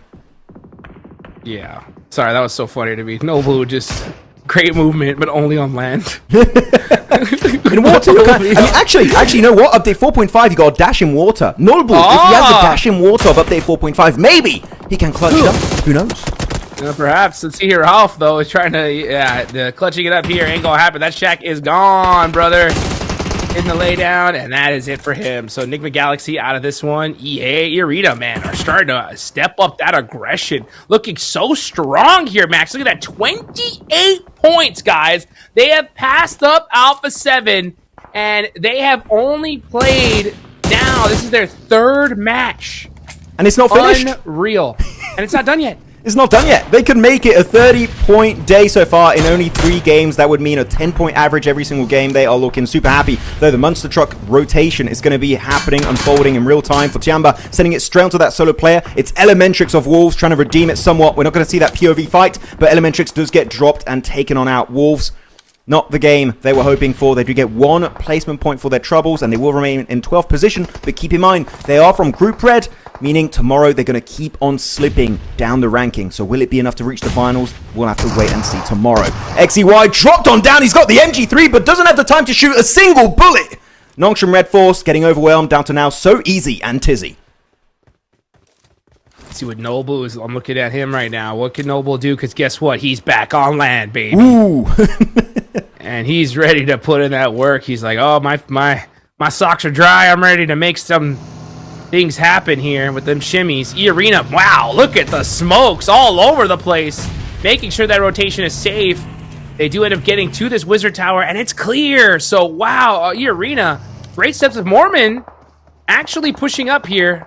They have to know this is taken. Yeah, Ulf are here. The pins are getting pulled. Scarface, shotgun ready. That door opens. Whoever's there is going to be in big trouble. There's Scarface and Eren. And if you guys remember PMGO Season 1, we saw what Eren could do against a full squad of BTR. The second Molotov, just to confirm it. And that is it. Mormon will get the drop onto Scarface. Oh, Eren with those 2 nades, trying to maybe allow his teammate to make it forward, but nope, Scarface will get confirmed. And so will Eren, actually. That's a double nade confirmed from Mormon. Wow. And E-Arena, after an amazing breach and great timing and execution, they do confirm the Western Compound. And off that position, looking at the circle, Hodrix, that could be converted into an actual E-Arena chicken dinner if they play their cards right. Dude, E-Arena are going crazy, guys. I mean, they've already averaged 10 points a game here in 3 matches. Joker just get knocked down. Lawrence in! Right into the bite force of Tizzy. I don't even know what to say here because he just dropped right down into that one. Meanwhile, we can see Tizzy not going to really be able to get a chance at another elimination, but he'll just take all those drop downs he can. Just try and survive, just get some placement points. If you get top 4, that would also be a nice one. Nolbu just dropping on down, and he's going to be in the blue very soon, so got to be careful. Get away, are you doing this? What? Okay, sorry, I did not know how to respond to that. Why he just yeeted himself over the cliff? What is happening? What is happening? What is this game? I can't be seriously making it down. Oh man, Influence Rage outside of the circle, no vehicles. They are toast at this point. No move! On land! Taking out the Eagle. Oh, is that a steal? It was. Look at that. 30K E-Arena taking every point away from everyone. Great game for TIANBA, though. TIANBA, one of those teams that we needed to see something from, and Nolbu is down. 10 eliminations on the side of TIANBA. A phenomenal game right when they needed it. They could have won that game, but now losing 2 players, one because he yeeted himself over the cliff and the other one for the hands of Nolbu. I feel like they just completely lost control of this game. Second place might not even be available because look, they're getting peppered by the entire force of Thailand. It's the arena going for the win here. Influence Rage do get swept under the rug, and that's it. It's only them and 2 players of South Korea from Nongshim Red Force. It's So Easy and Tizzy. Tizzy in the water, so the only real threat is So Easy. Can he get the 1v4? So Easy. Playing it so carefully. They have no idea. No idea. When is he going to take the shot? Oh, he peeked back! Oh, this dissolve! So Easy. Not able to get the knock. Gives away his position. Gotta leave. Brutal play from him. You're in a very nadeable position. He does take a lot of damage. It's a bit beating, getting pushed up, and that shotgun will lock it down. E-Arena going hard here on Orangle, and we'll get their chicken dinner here on game number 3 of day 2. And it was a big one, folks. E-Arena came to play today. And, man, I mean, just with this performance so far, I mean, they are looking locked and loaded to make it here into the finals. And this is what we were talking about here, folks, is why that 75 point mark was kind of my guess, because E-Arena, this is their first day, 3 matches in, and they have put a ton of points on the board, Max. Yeah, I mean, really, if you put it into perspective, they've outdone the performances of teams that have now played, what is that, 9 games, and they've done it in 3 matches alone. They've outdone Yangon Galacticos, they've outdone the likes of Alpha 7, they are world champions from last year in PMWC and PMGC respectively. So E-Arena, they're bringing the heat. They're dropping those Molotovs down on the battlegrounds in style, and if they keep this kind of momentum going for even just the rest of today, top 15 is definitely going to be locked in for this squad, as your game MVP will be Mormon. And that nade in particular, Hodrix, I want to jump on that one once again, but that nade where he confirms, who is it, Scarface, and then also gets that knock and flush instantly onto the other player of Ulfu, which was Eren. That nade alone, I would say, made sure that they didn't have to take big casualties in that fight and could really exude control from that western building. Man, what a crazy game. I mean, this was interesting to say the least, Max, man. Wait. Just for you guys in chat to know, when a caster says something is interesting, he means, oh, that's weird as hell. Okay, that's what the word interesting means. This is a funky game, man. I don't know what else to say. This is just straight wild. I've seen some plays that I couldn't even conceptualize or think is an option, you know, when it comes to the side of Alpha 7 going for the wildest hunting down a vehicle maybe play. I don't get it. And we saw wild rotations, crazy circle shifts, and but you know what? E-Arena said when it comes to craziness, we're crazy too, and they took advantage of it. We're crazy too, and Gemfos was also crazily trying to make into the play zone. But here you go. This is Mormon, the double Molotovs onto Scarface. It just stacks so much damage, and he could not really survive the encounter. No, why not? And then right behind Tizzy. Again, I really want to try and analyze and break down this game. Like, what was QZ doing here? I have no idea. He just tried to make it work out and secure maybe an extra ranking for his team by getting Nolbu, and then Nolbu just got his climbing gear to get back on top and get an extra knock onto TIANBA, which realistically, Nolbu doing so, Hodrix, kind of made this win even easier for the likes of E-Arena to lock down. That is a massive 15 elimination chicken dinner, 25 points. I mean, actually, you know what? This game alone gets more points than the entirety of yesterday for Alpha 7 and Yangon Galacticos. That is how insane of a game they just had. Yep, it is unbelievable. I mean, this is what I was talking about, right? I mean, you think you're comfortable in, you know, that 60-point range. You're really not, because this is their first day.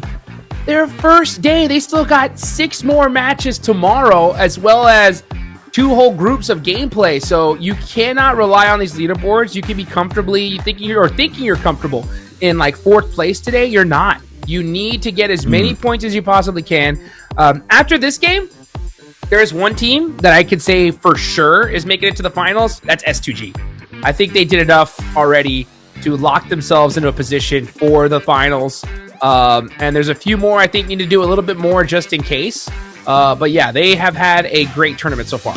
Oh, most definitely. S2G have redeemed themselves in my eyes. After PMGO, I was a bit like, not the most impressive stuff I've seen from that team. Even Barish G, the owner, was a little bit disappointed from their performance. But I am telling you now, they are looking so clean in PMMI. And you know what? I hope that's going to continue going into PMWC. S2G looking at the overall ranking, 77 points for himself, 8 eliminations this game. They are loving it. And so are teams like LGD, D plus Kia also jumping up nicely. They're going to be on the podium, and so are TIANBA. So China is here to play. If you guys remember last year, it was kind of the Weibo show, and it was only the Weibo show. But no, we're seeing other Chinese teams, Hodrix, doing well, and I'm loving it. The rise of China is going on in full effect this event.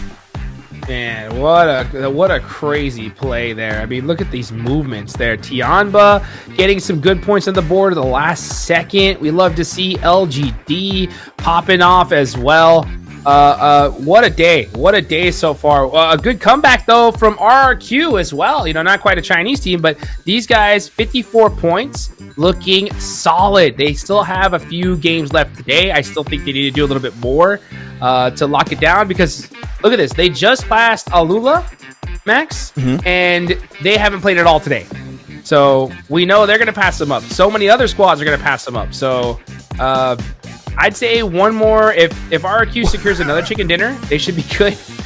Look at you, Arena Man. 3 games played, and they are in ninth already. They overtook so many big names. Your Regnum Carriers, your KRXs, your Yangons, even your Alpha 7s. Actually, wait. Where's Alpha 7's on the 3rd page, aren't they? 3rd? They're not even in. They're not even in Make It. They're not even in top 15. Oh, and they have 3 matches left. I mean, I'm going to be brutally honest here, Hot Jukes. With the rotation they've done, that last game, that's where they belong right now. That genuinely, what is happening to this team? One of the biggest fall-offs I've seen after a PMGC win in 2025. This has not been the year of Alpha 7, and you know what? It's still going down here from here on out. Yeah. They're done. There's no way they make it to the finals. I'm going to say that right now. As a matter, I'll go as far as to say it would take a miracle at this point. They would need to win 3 games back-to-back. They really do. Well, I don't know if I agree with that one. Tell me not. Okay, well then what do you think? I need to see 1 win and just a few, even just like 5 points per game will be enough. Then? How many points total? I want to see a double-digit elimination chicken dinner. That's what I want to see from that team.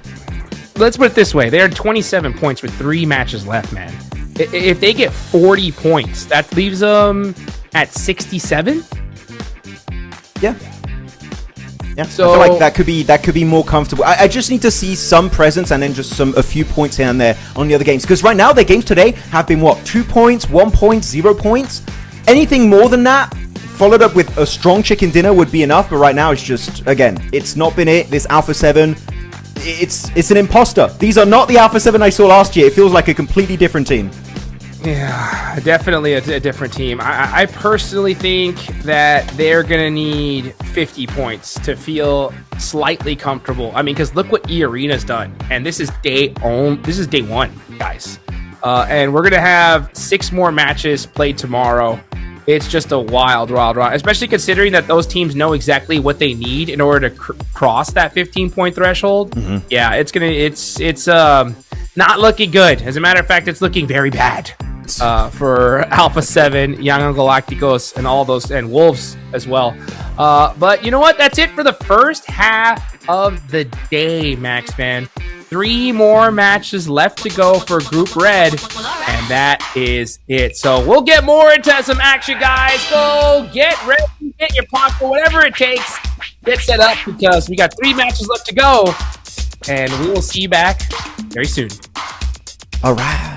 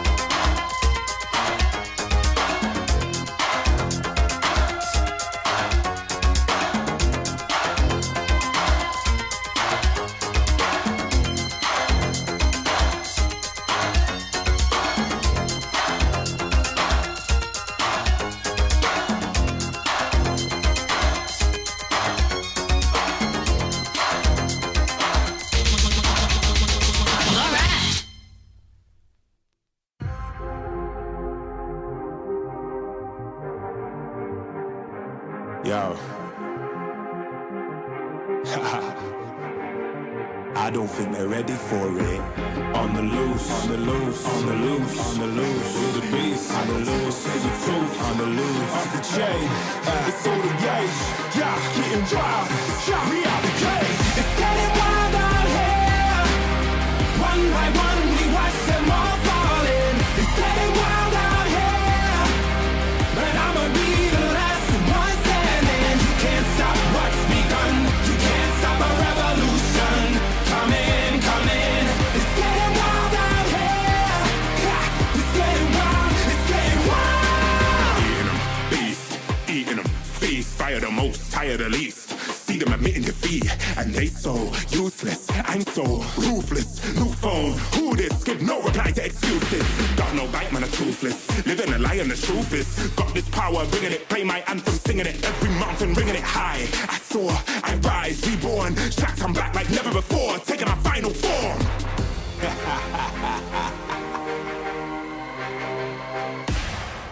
Yeah, it's getting wild out here. One by one, we watch them all falling. It's getting wild out here. But I'ma be the last one standing. You can't stop what's begun. You can't stop a revolution. It's coming, coming. It's getting wild out here. Yeah, it's getting wild. It's getting wild. For the revolution. What? Waiting on an evolution. Yo. It's coming, coming. Yeah. If you wanna come and get some. Yo. Nothing we can't overcome. Running, running. Sure as we rise with the sun. Yo. We will arise and become stunning, stunning. Watch for the revolution. You can't stop what's begun. It's coming, coming. Wait. It's coming, coming. Wait. It's coming, coming. Just you wait, just you wait. Yo. It's getting wild out here. It's getting wild. One by one, we watch them all falling. It's getting wild out here. Yo. But I'ma be the last one standing. You can't stop what's begun. You can't stop a revolution. Come in, come in. It's getting wild out here. Yeah. It's getting wild. It's getting wild.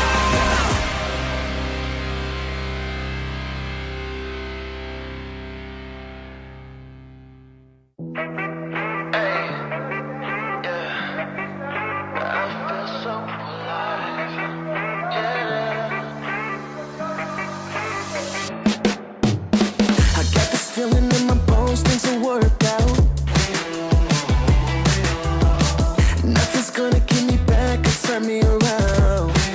Hey. I just know it'll turn around somehow. These good vibes never run out. 'Cause I'm feeling alive. 'Cause I'm feeling alive. 'Cause I'm feeling alive. Watch me do my favorite dance, 'cause it's all good. You would do the same thing, I promise you would. Oh, got me feeling so high, never come down. These good vibes never run out. 'Cause I'm feeling alive. 'Cause I'm feeling alive. 'Cause I'm feeling alive. And they can't take my shine. This feeling is one of a kind. It's the best day of my life. 'Cause I'm feeling alive. And there's nothing you can do. I'm feeling brand new. And even when I'm down, I'm still cool. There's no way I can lose. I feel invincible. That's just what I choose. Yeah, feeling good's a choice. Now scream it out with your voice. Yeah, my time has arrived, 'cause I'm feeling so alive.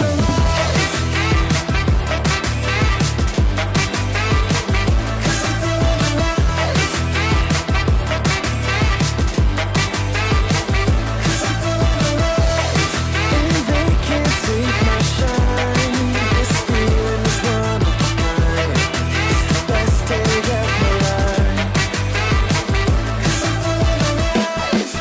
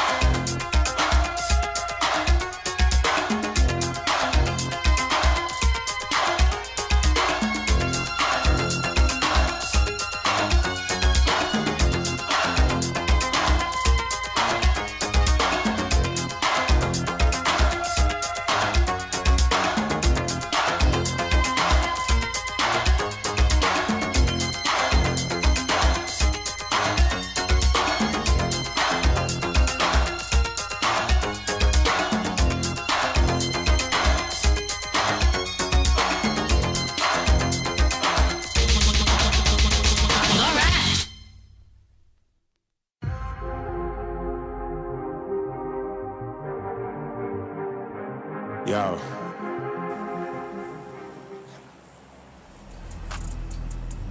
Here we go, second half of day 2 of the PUBG Mobile Macau Invitational here. The last and final day for Group Red. And man, I'll tell you what, Group Yellow in particular has come out swinging here, Max. E-Arena have been popping off.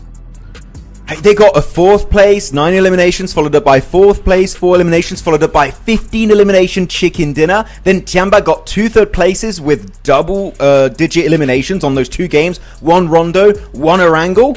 Man, these teams are bringing the heat today in particular, and even Influence Rage, I didn't even talk about them. Looking at their stats today, Hot Jukes, they got a 2nd place, a 3rd place, and a 4th place. They're looking so good on the placement point side of things. I wish I could see a few more eliminations on Orango in particular, but Influence Rage are not to be trifled with, or they will shut you down. Though, still looking at the bottom of the rankings, I know I keep repeating myself and being quite harsh. Yangon Galacticos, A7, they're in Group Red, Hot Jukes. We need to see something. They need to go, not even Gear 2nd right now. It would not be enough. They need to go like Luffy and go bloody Gear 5th if they want to have a chance to make it to the PMMI finals. Yeah, they got to kind of make their not own again. reality at this point. And the circle, no. No. I don't think this. What is happening, guys? This is getting wild. Another Southern Circle. LGD, Big Chillin', Novo set up with Yangon Galacticos. And there's Southern playing path too. You see Alpha 7 going on over to Lipovka. But we got a hot drop. D+ versus Influence Rage. The loot is low, but the plays must be high. I wish they would just loot and scoot, but they want to loot and fight. No, that doesn't. I don't know. Yeah, they want another team out. I don't know. We need to think about it. We need to get Kalaris in on here with a jingle. He needs to find a new one for when they want to go for these hot drops. Loot and shoot. That's. I feel bad for not thinking about that right away. Thing is, of course, you got literally 4 buildings in this compound. The loot is going to be very bad for all of these guys. Little boy, is he trying to run to apartment? Out of there! I'm making it to school, guys. God. Don't worry. Sprinting it. Lawrence has got a knife, dude. Yeah, where's Little Boy going? Is he going? Oh, I think he's going for the 2 buildings to the west on top of Potato Hill. Just maybe. Out of there. He's got M249. No way. Wait, you got an M249 and you're leaving? Wait. No, he had that. He's off angling? No way. With an M249? The run Tate. But they saw him. They look in his direction. The rest of your team has 3 pistols. Can't see me. Off angle. The run off angle. Who needs a vehicle? Nobu saying, you know what? I got an S12. I know what I'm doing with this bad boy. I don't mind getting up close and personal. He's doing it. Little boy gonna have to get over here sooner than later. The rest of his team is cooked. I think Little Boy forgot there were trees in between him and this compound, so he has to go back on the low ground if he wants to get a proper line of sight. And D+, they're smart. They're fighting inside the buildings, so that Little Boy's angle is just not usable. And they've only got pistols. What do you want to do? Actually, wait a minute. With pistols, Federal gets 2. He gets 2. What is happening? Noble with the S12K has got to go for the quick reload. He does get it through the window. What is going on here? This is one of the weirdest hot drops I've ever seen. And Influence Rage are weirdly enough coming out on top. It's down to Fabian that also only has a pistol. Just keep shooting. Lorthen. Fabian with the pistol gets a confirmation. He's got 2 bullets. What is happening? 2 bullets to roll them off. The jump shot is good. And Lawrenson shuts down D+. Federer, Pedrino are going to join them in the lobby. But what the heck is going on? Just give Federer the MVP of the game for that. He literally redeemed that fight by getting 2... I don't know how he did it, by the way. He got 2 knocks onto D+ with a pistol. You never see that happening. You never see these kind of plays happen on the global stage. What? You literally mentioned it earlier. We pushed it into existence, Max. Right? We're talking about even if these players have a pistol, they're going to put in work. And they just showed us that they will. It's the far, far west. Here on Orango. Okay, well, you did see also for a few seconds there, Ketch just praying on screen, and I would be praying too for that hot drop, because what the hell is happening? S2G losing Kami, one of the top 4 players in this one, and also looking to put the focus on that loot truck. Who knows, maybe a double P90 will spawn there. Let's see what happens, though. They're going to possibly be giving that to S2G as they're very close to that loot truck. Are they going to chase it? Or just give it to S2G, I wonder. Maybe. They say, hey, you know what? You guys take that loot. Well, then we'll get it from you once you do. Because they are starting to push towards them. Yeah, that is S2G's locked and loaded. Oh, yeah, Kami is gone. Meanwhile, we got 8-0 on top of a bridge.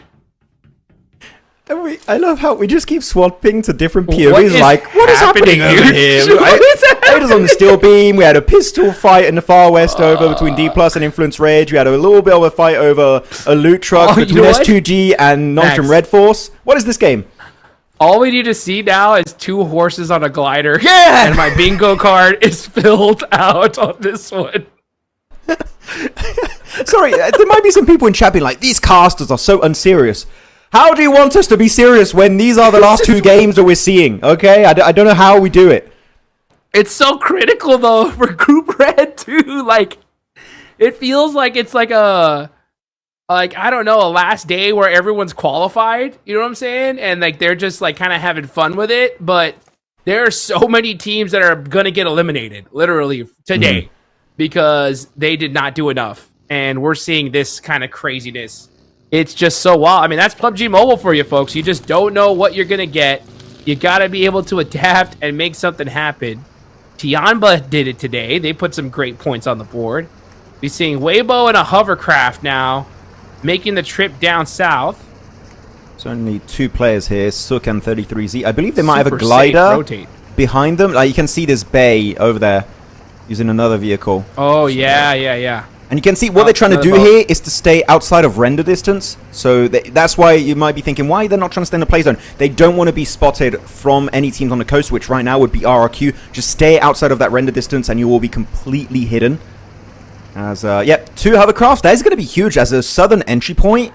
If it does end up being a southern finish on the island, which is very small amount of compounds, those hovercrafts, the value of those is going to be through the roof, Hot Jukes.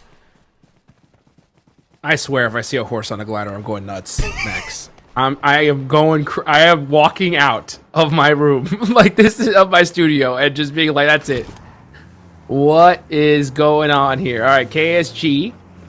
Yeah, just in their vehicles, getting set up. Let me see any kind of crazy rotations. Looking up north, we got E-Arena, still in North George, in the blue zone. So they're going to try a super late rotation.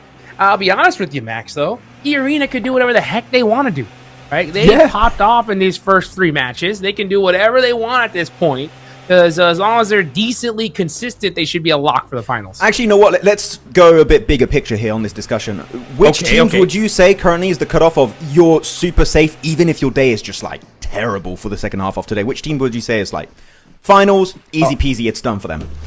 I mean, well, obviously S2, I mean, because I'm still thinking that 75 points is going to be the cutoff. I feel like it's a bit less now, but okay, now I get what you mean. I do agree. It's going to be probably in that 65-ish, maybe. 60. It's right around there, though, right? So I think S2G, LGD, D Plus should be good. I'm not even convinced about TIANBA yet, but we have 3 more matches left to go, so they should make it, right? Okay. But yeah, maybe down to RRQ. And actually Arena as well, obviously, because they're just going so crazy. Like, they should be a lock. Yeah. But yeah, that's my list so far. Everybody else needs work.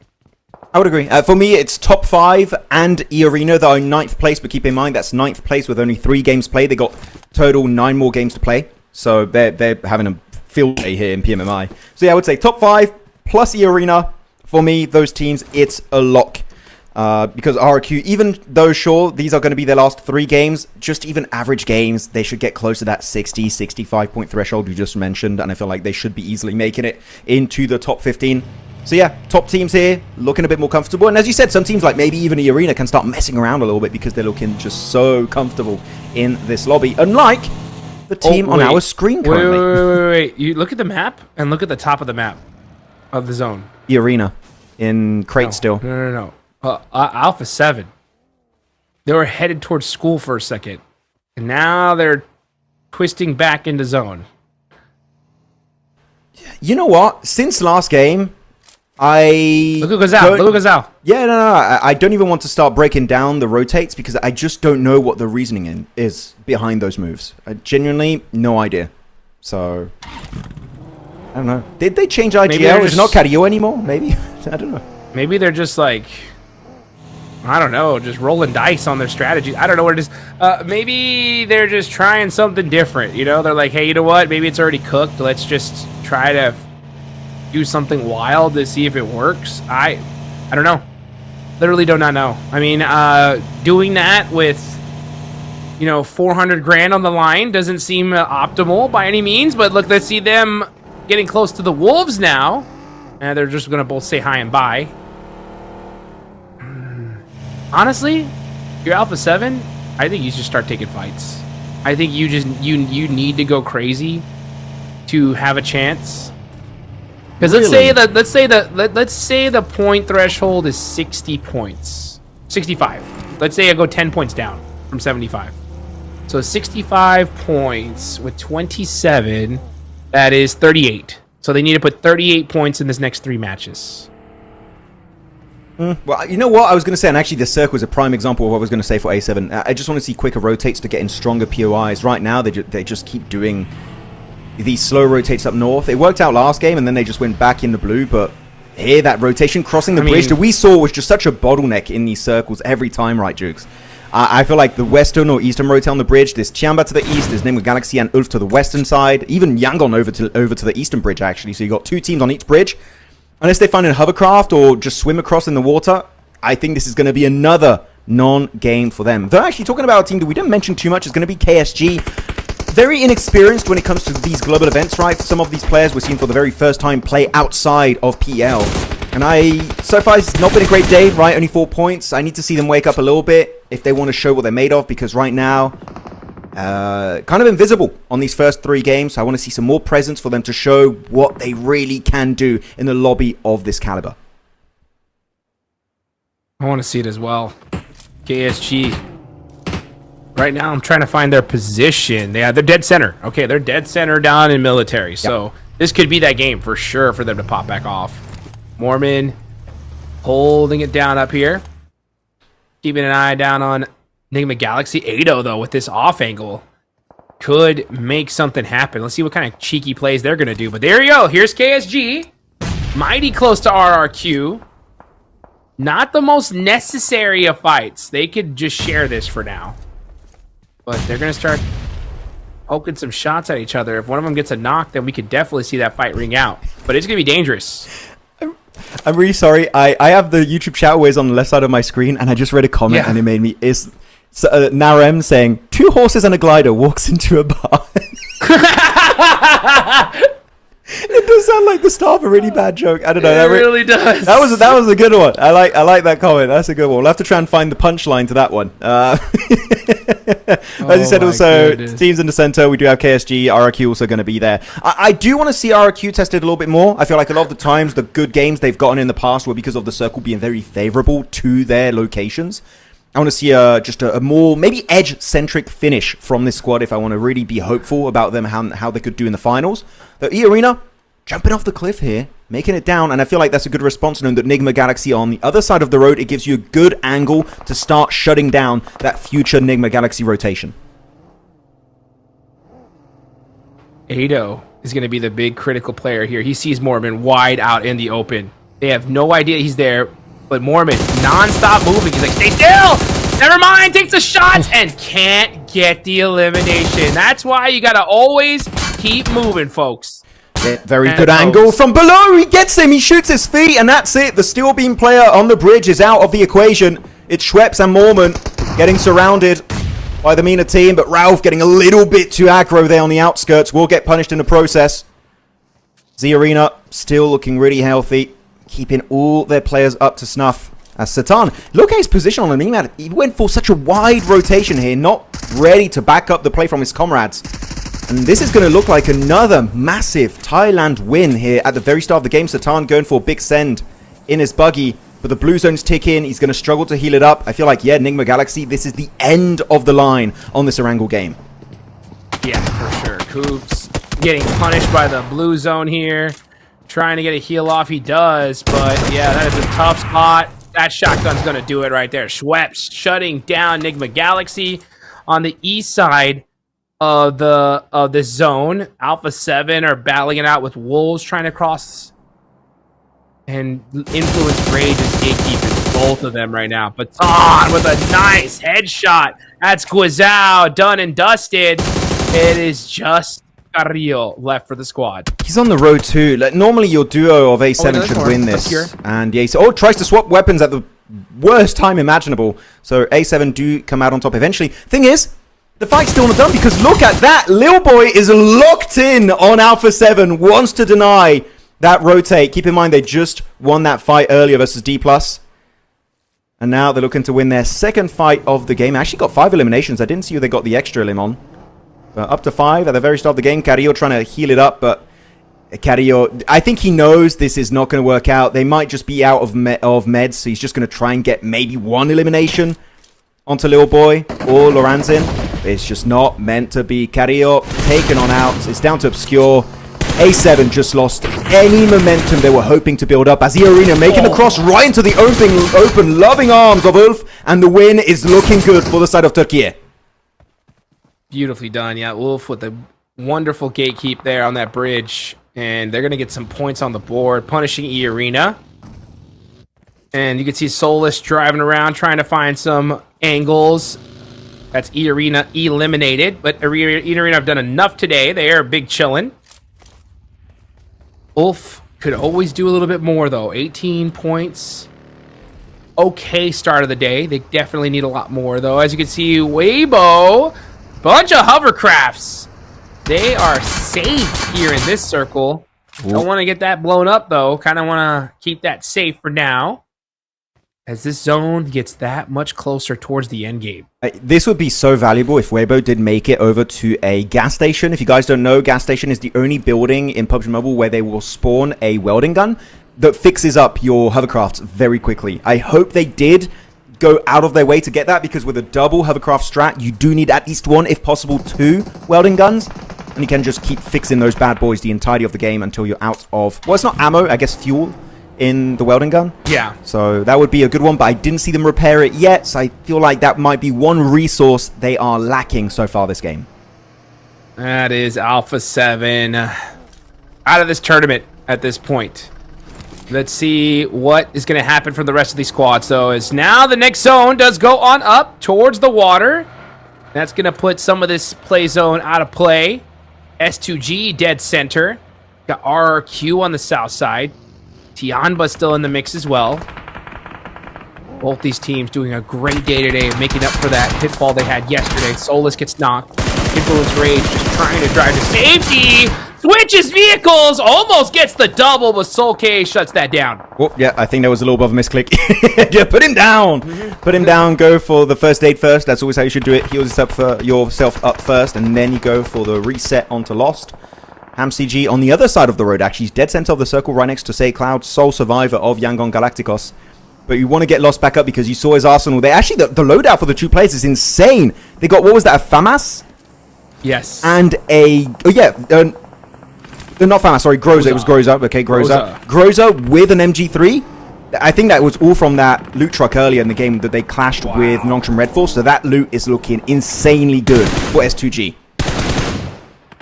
Bin trying to get the shots from downtown. Gonna start putting some pressure onto that buggy. It's a quick reload. Just gonna keep holding that angle. They are inside this circle. He likes that roof. So Hyunbin is big chillin' at this point. S2G, first team to break 80 points. Locked and loaded for the finals. They can do whatever the heck they want at this point. RRQ getting a nice nade there onto LGD. Lapar's on fire. Gets another one, though, onto Ling S. RRQ. What a difference. I love to see teams that have a rough day one can show that, you know what, we're going to get home. We're going to go ahead and shake things off and make it happen on day 2. And that is exactly what RRQ is doing. Exactly. We're going to try and give it their all. Make it work out. Good headshot connected with a body shot from Suki himself. Actually, no, it's going to be 33Z. I read the elimination feed a bit too quickly there, but still Nopeko. Not an impossible to res location, right? You've got to exude a few resources to maybe get him to crawl his way back. But yeah, he's just that slight opening, and 33Z puts him right 6 feet under. That's going to be Weibo up to 2 eliminations. I believe still have 1 hovercraft. Yeah, Suki's got that 1 hovercraft. I don't know if Suka's got the other one, but they had 2 earlier. If it's down to 1, it might be a little bit tougher to make that southern rotation on the high ground, but they need to deny that location away from RRQ. If they get the win here, they will have a great transition point into Circle 5, maybe even Circle 6 if it is favoring their location. So Weibo got to be cautious as Eren gets here right onto Suk. That's a massive headshot and very hard to res. Right now, I'm going to see what Suki can do. He's going to have to throw some smokes. Suk trying to make something happen here. He's got the shotgun out. That's interesting. Yeah, go ahead and switch guns right back onto your AUG. That's going to be your weapon of choice. Wolves, Elementrix, last player up. Not going to be enough for that team. Looking dead center. You got S2G still with 3 up. Ulf over to the east side of the zone in the compound right now. They have all 4. A little bit quiet for this game besides that bridge camp we saw earlier. But that's perfect, right? Just take your time. Have that blue zone to your back. Wait for the next zone. And then make the big push as we get into stage 6. And the zone does pop even more into the water here. This circle might as well be a stage. Actually, no. It's actually barely in the water. It looked like it was a lot more than that from the mini-map. But S2G going to be the team blessed in this one. Going to be really happy. I mean, it is a shed, so you can't exude that much control from a shed, right? You're just going to try and hide away. Scarface just fine. Say Cloud of Yangon. That's going to be the end for them this game. Not getting much. Only 1 placement point total this one, so that's not the game they were hoping for to try and make it back up and remain comfortably in the top 15. Zara Q finally looking to go on the aggressive side of things, pushing up on the mountainside onto Weibo. 33Z and Suki looking to defend the front line. The thing is, the 2 other players of Weibo can't really get a line of sight on this fight. They're not involved, so RRQ at this moment in time are taking a proper 3v2 fight. And Scarface also looking to third party. He's pushing up, crossing the road for Ulf. But Weibo, good response. They know they were 2 split, and they have to go for that regroup. They do so, but that does give the high ground position to RRQ, which could come and be an issue later on. Irin trying to find some angles. This is outside of the circle, so they got to find a way to push in. They're looking down range right now, trying to figure out where do we go to that next hill. Yeah, it looks like that's going to be the option. So they're going to be pushing on down, but that's Elementrix. They take him out very, very quickly. Very fortunate for them. Not the best place, though, when it comes to coverage.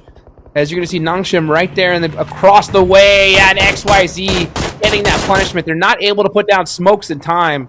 Soulless from the other side as well.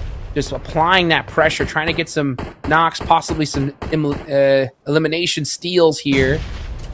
Eren throwing out some util. Ulf now starting to get active. Some good damage. Really good use of utility here. Not even over peaking it. They're just taking it respectfully. And they kept Soulless in the circle up northwest. This is such a great off angle too. It forces Weibo to not over peak the ridgeline or he gets punished. And they can just go on the full on offensive. Really good Molotov onto Suk. That's going to be it, I believe. Yep, Weibo swept under the rug. End of the game. Making it not even close to top 5 right now. Able to make it at the end of the day. So very unfortunate for them. But good play overall from Ulf. And they're not overstaying their welcome too. I love this play, Hot Tricks, from them. They're like, we've done the job. We came here. We did our overall game plan of eliminating Weibo, and then we're just going to regroup back onto Soulless in the compound to the west. Beautiful execution for Ulf and showing why they were second place in PMGO Season 1. Gotta agree with you there. TIANBA get eliminated by RRQ. RRQ looking to lock down their ticket to the finals here. 55 points, 59 now. And then with a good placement here, this could be it, guys. This could get them there. Ulf. Now, I think this is Ulf's game, though, to be honest. Ulf, they're playing this so well. They know they have this entire side of the map to themselves. They're split up, just looking to keep applying that pressure. It's really their game to win, but one little slip up could spell disaster with a split like this. Yeah, this split is a bit risky if you really go on the aggressive side of things. I just hope they hold the angles and don't move too much. Otherwise, that's really when your situation can fall apart. And now looking at that circle, Eren and Scarface should regroup quickly and catch. Because now you've got to be careful. S2G are looking their way. And I was a little bit skeptical if they could do much. And you were quite kind of hopeful for S2G here, Hot Jukes, that they could get the angles. And they got one perfectly onto Eren, forcing him back into hiding. They don't get the knock. But it makes it known that that position is maybe not as playable as they were hoping it to be. So this would be the great time for them to get the smokes down, which they've already done. And quickly reposition as they get the nade on Gemfos. Again, just flexing how good their utility game is. Yeah, Ulf is no joke. This 2-2 split could work out. The only issue is that if you get knocked, you're done. You know what I'm saying? I like the fact that Ketch is able to get with his squad, though. Now, rocking the 3-man after that knock on RRQ, they're like, you know what? We smell a little bit of an opportunity here to get some eliminations. Those nades are looking very solid. And punishing! Ketch getting the double. That leaves Fearing up. Good luck trying to get those reses. As now Ulf, they know that that's 3 eliminations we could easily get. But do they want to make that cross on that hill? Nah, that's the not question. Worth it. No. You wound the team. You've done a lot of work there. You damaged also their vest and helmets. You took a lot of their resources away, especially in terms of meds. Better to go for the chicken dinner. It's all you take a risk, send it on RRQ, maybe get eliminations, but that chicken dinner might be given over to the side of S2G or Nongshim Red Force, or you actually refocus your attention onto the play zone. And I like that play from Ulf where they could have gone for the fight and won it easily. They're just not going to risk it for the biscuit. I do appreciate that play overall. As Ulf now repositioned, but the backstab happens. Maybe they should have gotten rid of the full squad here, because that's instant regret on the side of Ulf. Right now, we're looking to see what Nongshim Red Force can do. They are making some moves, slowly creeping up on all these teams, trying to find a way to make things more difficult for these squads. XYZ trying to find the angle onto Solus. So easy, stretching out even further. No. Now Ulf are getting punished, and things are falling apart on the side of Ulf. I was really enjoying the way they were doing it, but I guess they would kept rotating across that road too much, and they get overwhelmed and absolutely demolished. Even Lepar gets 1 elimination confirmed onto Eren, so that's going to be good. Even, yeah, actually gets that one even onto Scarface, so they're able to redeem it somewhat in this game. RRQ will get eliminated out in the blue zone. It's down now to the side of S2G versus Nongshim Red Force. Which team will get himself the 4th chicken dinner of day 2 of your PMMI group stage? Actually, Genfos still there surviving, hoping to get a 2nd place. He does find Tizzy and flushes it out. How many points will RRQ get? That many. That many right there. Beautifully done from RRQ. I mean, that's what you got to do when your back's up against the wall and you're trying to make it to the finals. That could have just done it right there. 67 points is looking mighty fine going into the last day. But you never know exactly how many it's going to take. But they got a few games left to make something happen. Nongshim Red Force, though, 8 eliminations versus S2G. S2G a lock. At this point, they're just flexing against the rest of the lobby. But keep in mind, S2G do have that Groza and MG3, and it's echoing throughout Orangol. It finds XEY. That will be a really hard res to go for, but luckily enough, Lost does not have a single nade. He's got 1 flashbang to work with. Hyunbin instantly going on the offensive with his own utility behind that rock. A little bit of a long shot. Not going to do any significant damage to Lost himself, but so easy trying to go wide on the angle. Solke, though, chucking a bit of his own utility. Gets some good tickle damage onto So Easy. If Solke goes down, this is looking like the win. He gets the spray, gets tucked behind the grass, but he will get taken on out. And that is going to be it. Game over. S2G claiming himself their chicken dinner on Orangol. It was looking tough from that ridgeline, from that shed. And you know what? They still are able to come out on top. And with those airdrop weapons in particular, they secure themselves a massive chicken dinner. Oh yeah, S2G dominating this lobby when it comes to the group stage. They are by far in first place. We'll see if they're able to maintain that come tomorrow. But what a great day. 2 days, actually, from this squad here. So everybody watching them, all their fans, supporters, got to be so stoked because we are 100% seeing this team in the finals. I was a #1 S2G doubter during PMGO. I was just not there when it comes to how the team was playing. But you know what? They shut me up right here, right now in PMMI. And I'm loving it. I love being proven wrong when these teams that I feel like all the odds are kind of stacked against them and they start getting these big performances and showing, no, we are one of the best teams. We are S2G and we can get some of the biggest games in these kind of tournaments. And looking at the MVP, it will be none other than Lost himself. So actually only 2 eliminations to his name, so it is still a relatively low elimination chicken dinner. But the way they were able to transition to that shed in the first place, get rid of Say Cloud from Yangon Galacticos and just control the entirety of that circle from that location alone was just so beautiful to witness. Beautiful is the right word. What a crazy... There's some beautiful shots with the pistol, though, off the rip. This was wild. Look at that. Nolbu trying to catch him out, but Lawrence in with the pistol, shutting them down. Oh, man, these hot drops at Erangel are just something else. Maybe 4th Thrives are watching these games, right? And they're like, Maybe it's good we couldn't play this. These games are weird. Yeah, this is off. We prefer watching it from home right now. But Absolutely. no. They would definitely enjoy. I feel like in particular, some funny guys like Noki would make a lot of memes about this tournament. But RRQ, these nades. I mean, Ketch and Scarface had a field day on that southern fight, but I do feel like, and I would love to know if you agree on that, Hodrix, I feel like the one reason why we didn't see this win head the way of Ulf is they kept transitioning north and south of that that roadside, and eventually by doing so as often as they did, they gave a bit too much control to teams such as S2G and in particular Nongshim Red Force, where their control just disappeared the moment Nongshim decided to go on the offensive. Yeah, I mean, I think they could have committed on RRQ, honestly, after that double knock, just wiped them out and then had that whole side clear. But I get it, right? I mean, they're trying to go for the win. It's one of those situations where you're trying to pick the best spot and you're just going back and forth, back and forth. I think at some point you just got to commit to one side, regardless of the situation.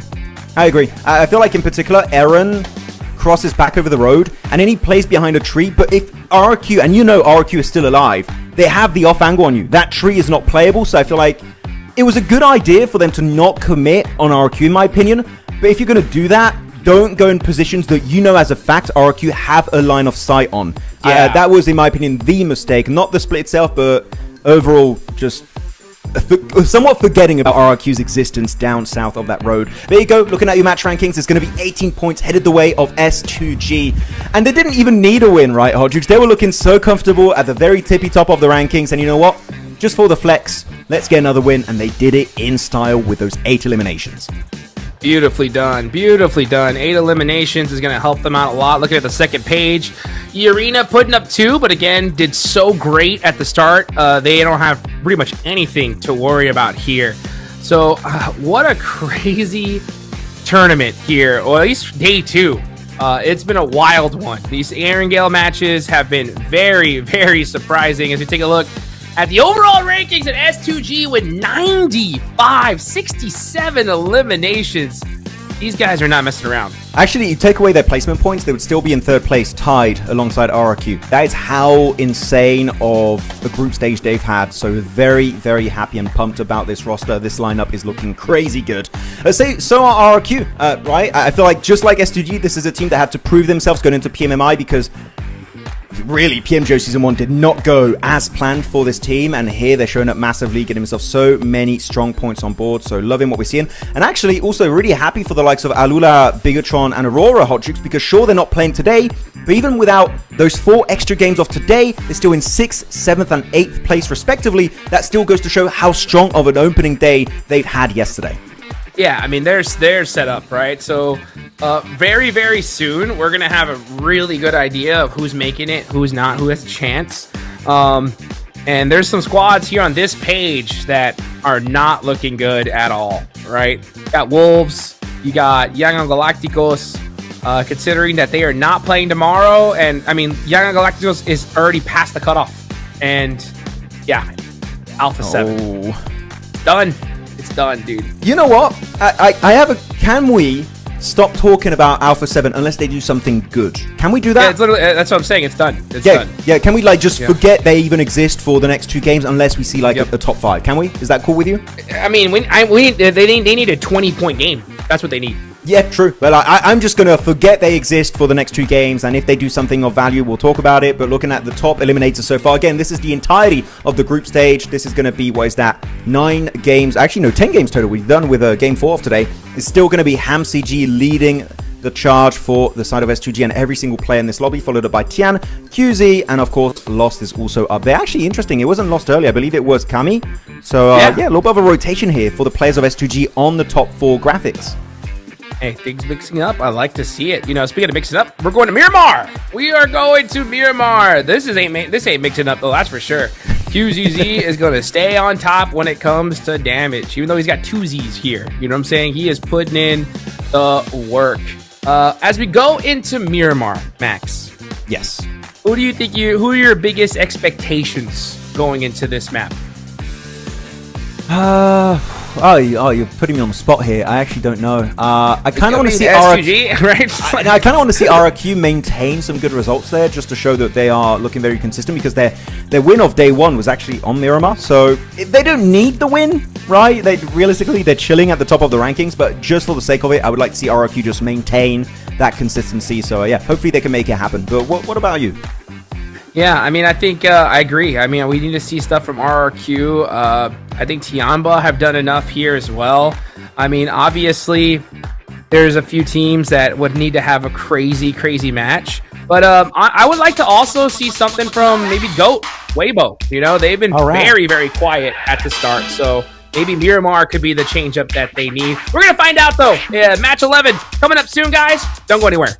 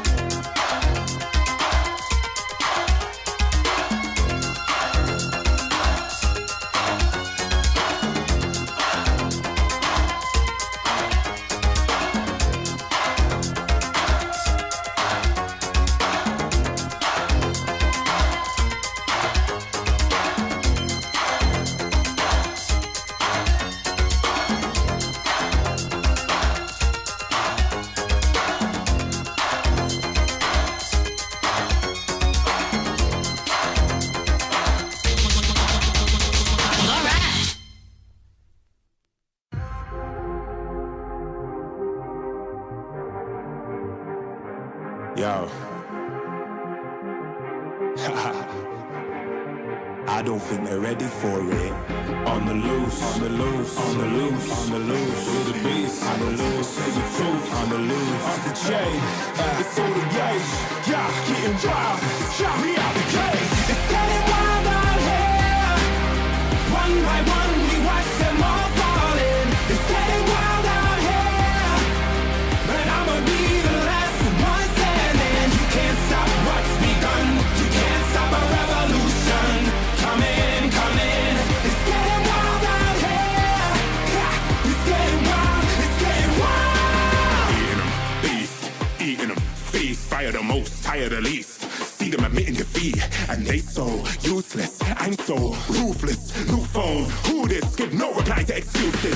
Got no bite, man, I'm toothless. Living a lie and the truth is, got this power, bringing it. Play my anthem, singing it. Every mountain, ringing it high. I soar, I rise, reborn. Strapped, I'm black like never before. Taking my final form.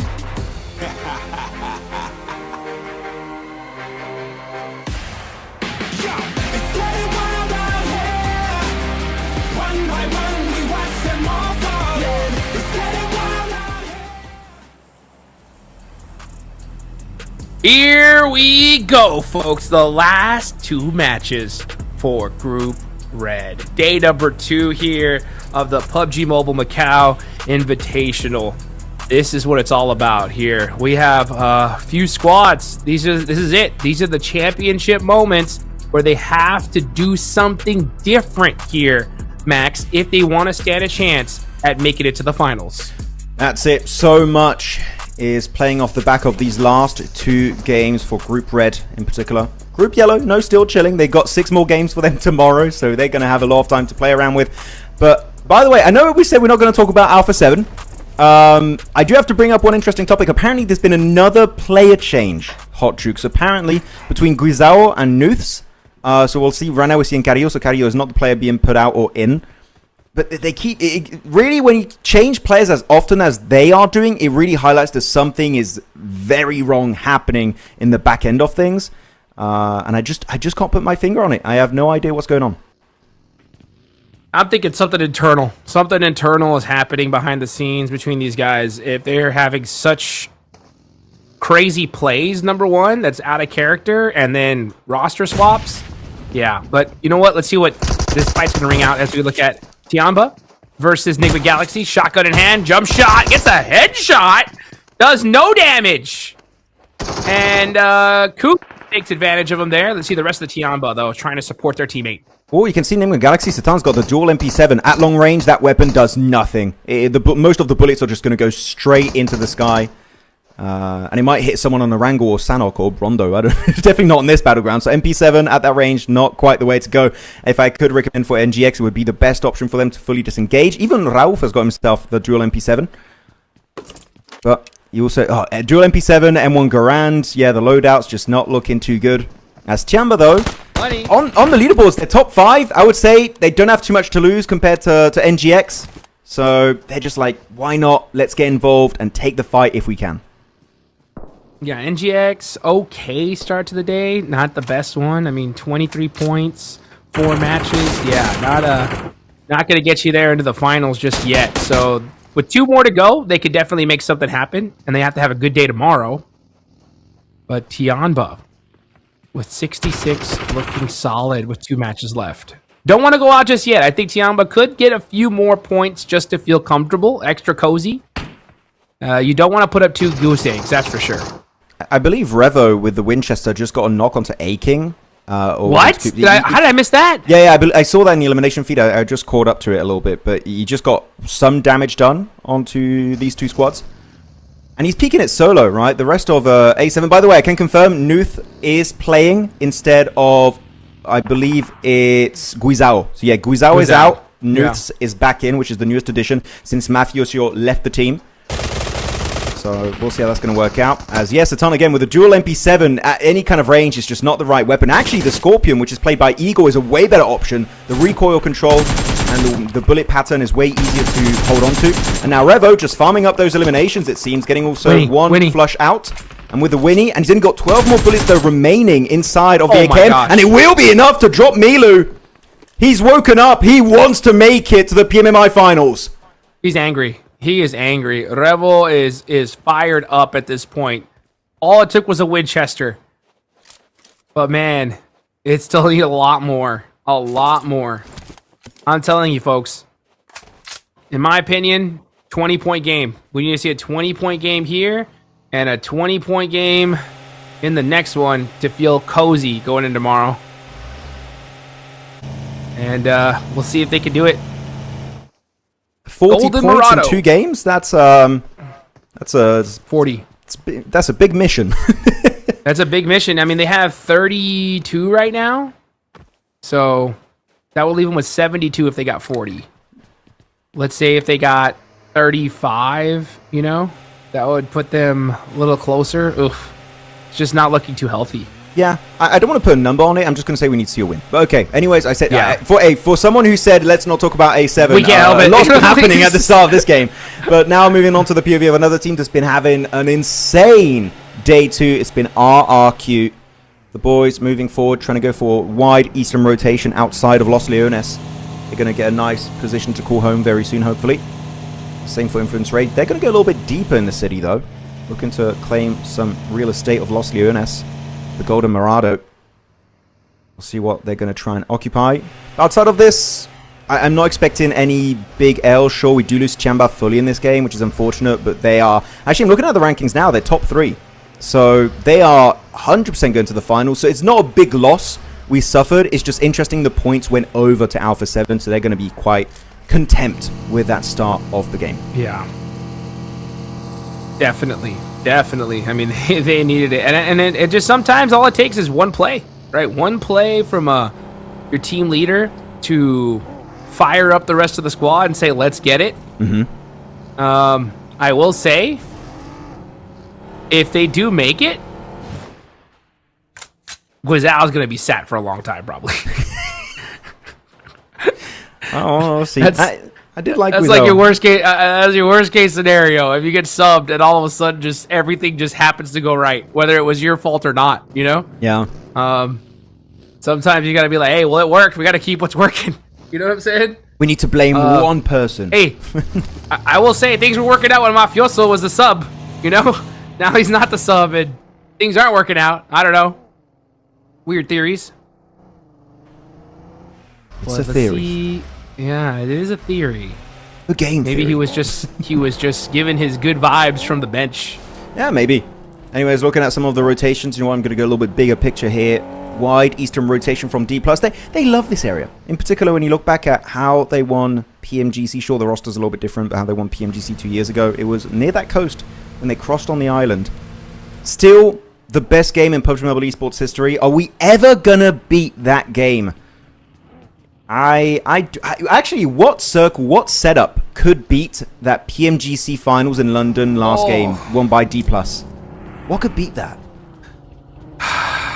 I don't know. I really don't know.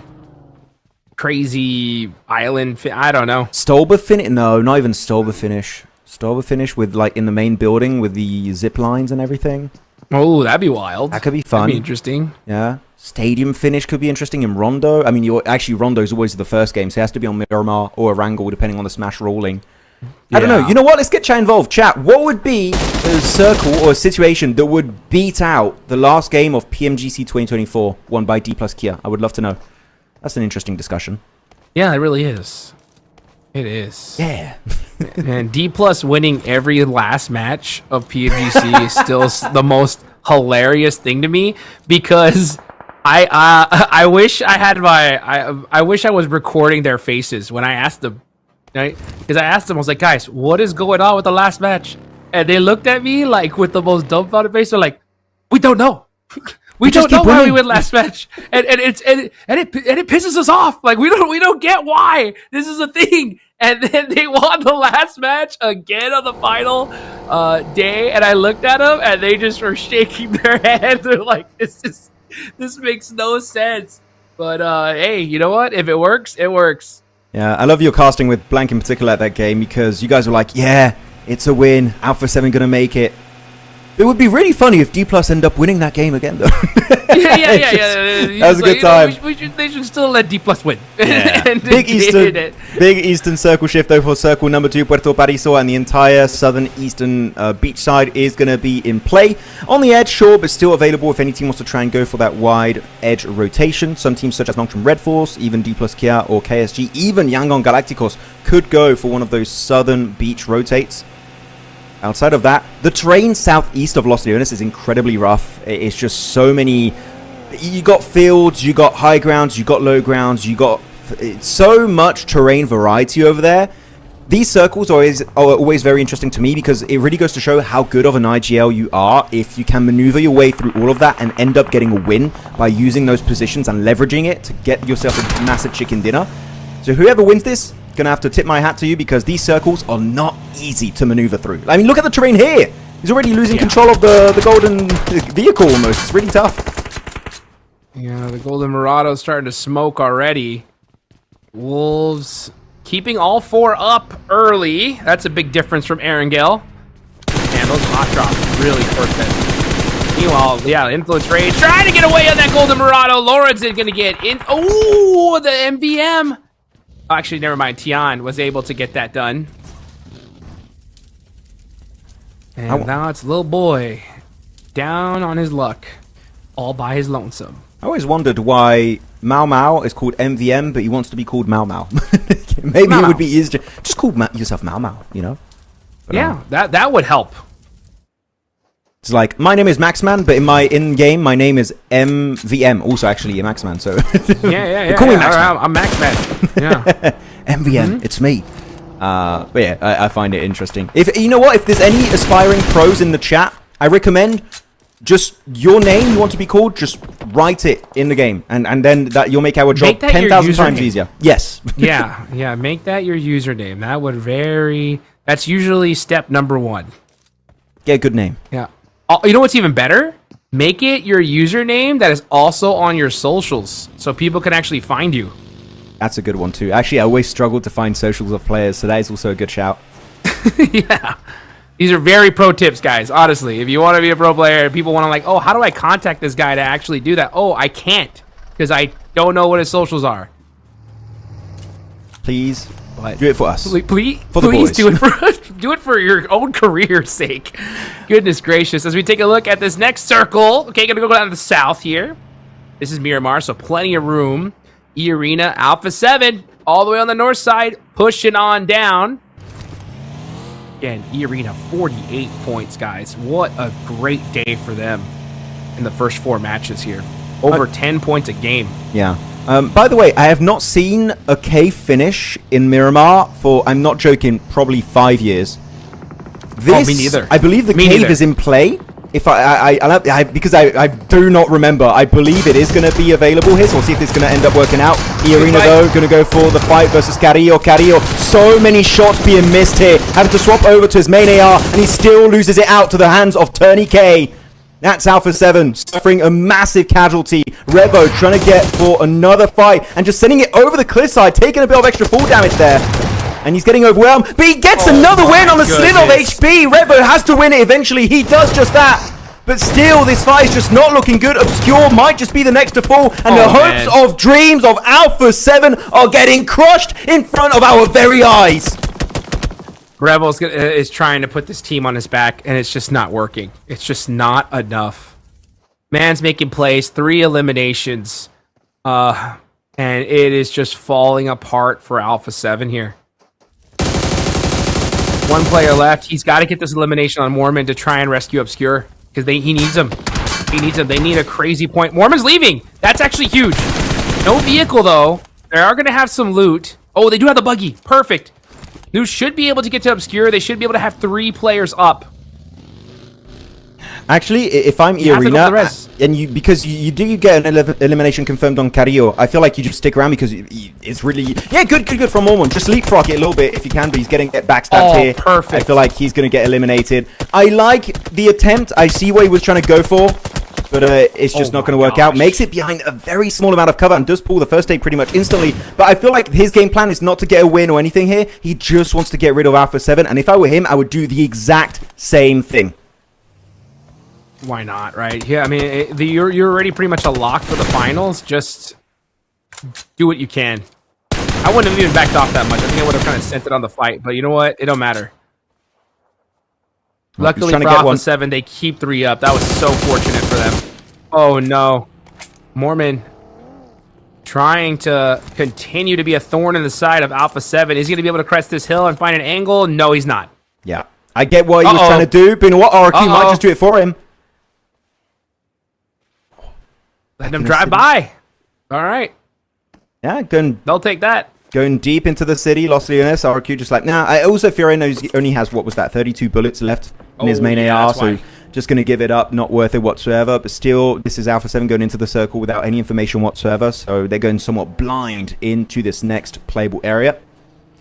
As Ulf, though, still chilling. The big issue I had with Ulf back in PMGO Season 1 is the very early on in the tournament, they would keep losing players. It was very often down to just Ketch, or sometimes Aaron, even Scarface at times.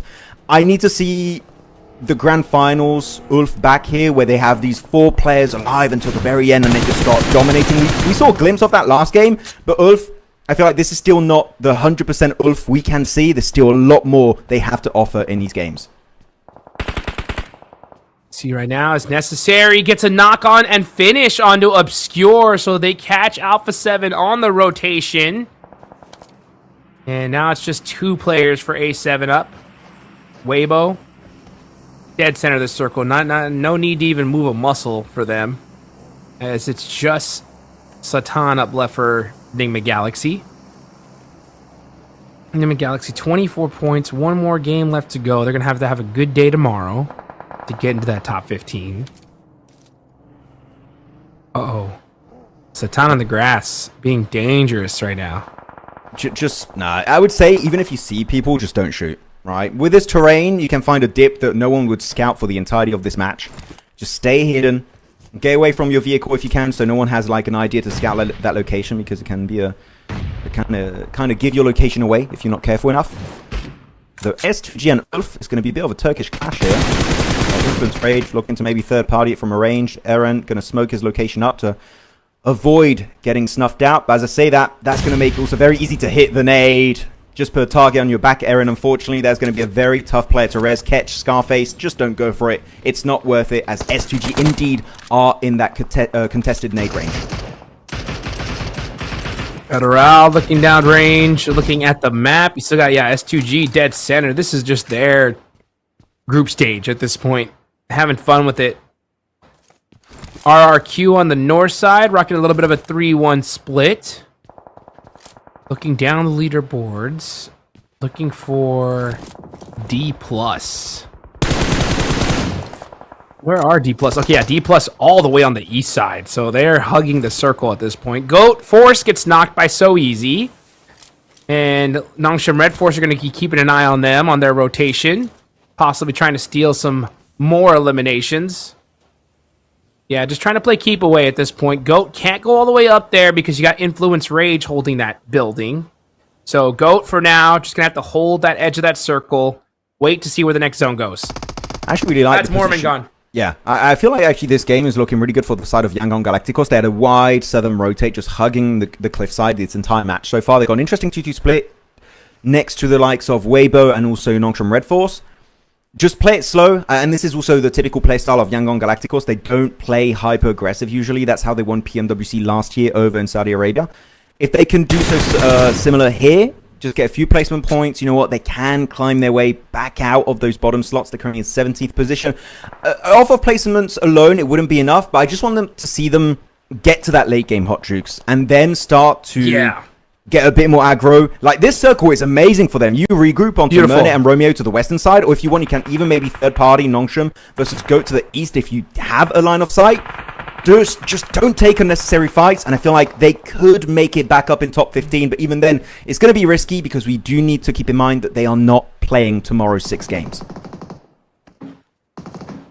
What do you think if they keep this 2-2 split? 2-1-1?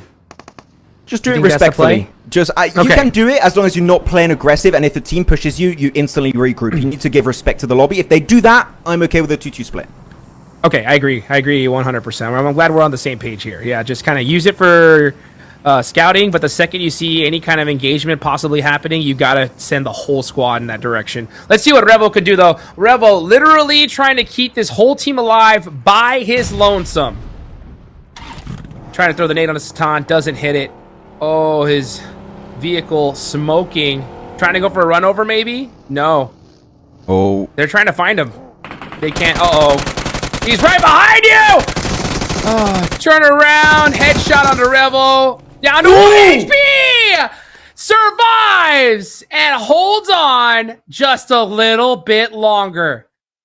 Not for much longer, I think, because Wolves, they hear this fight happening. They see the elimination feed light up. They have an idea of what the hell's going on between Revo and Nuths. So they're going to try and just get rid of it, because they know that might just be one of their main competition in this event.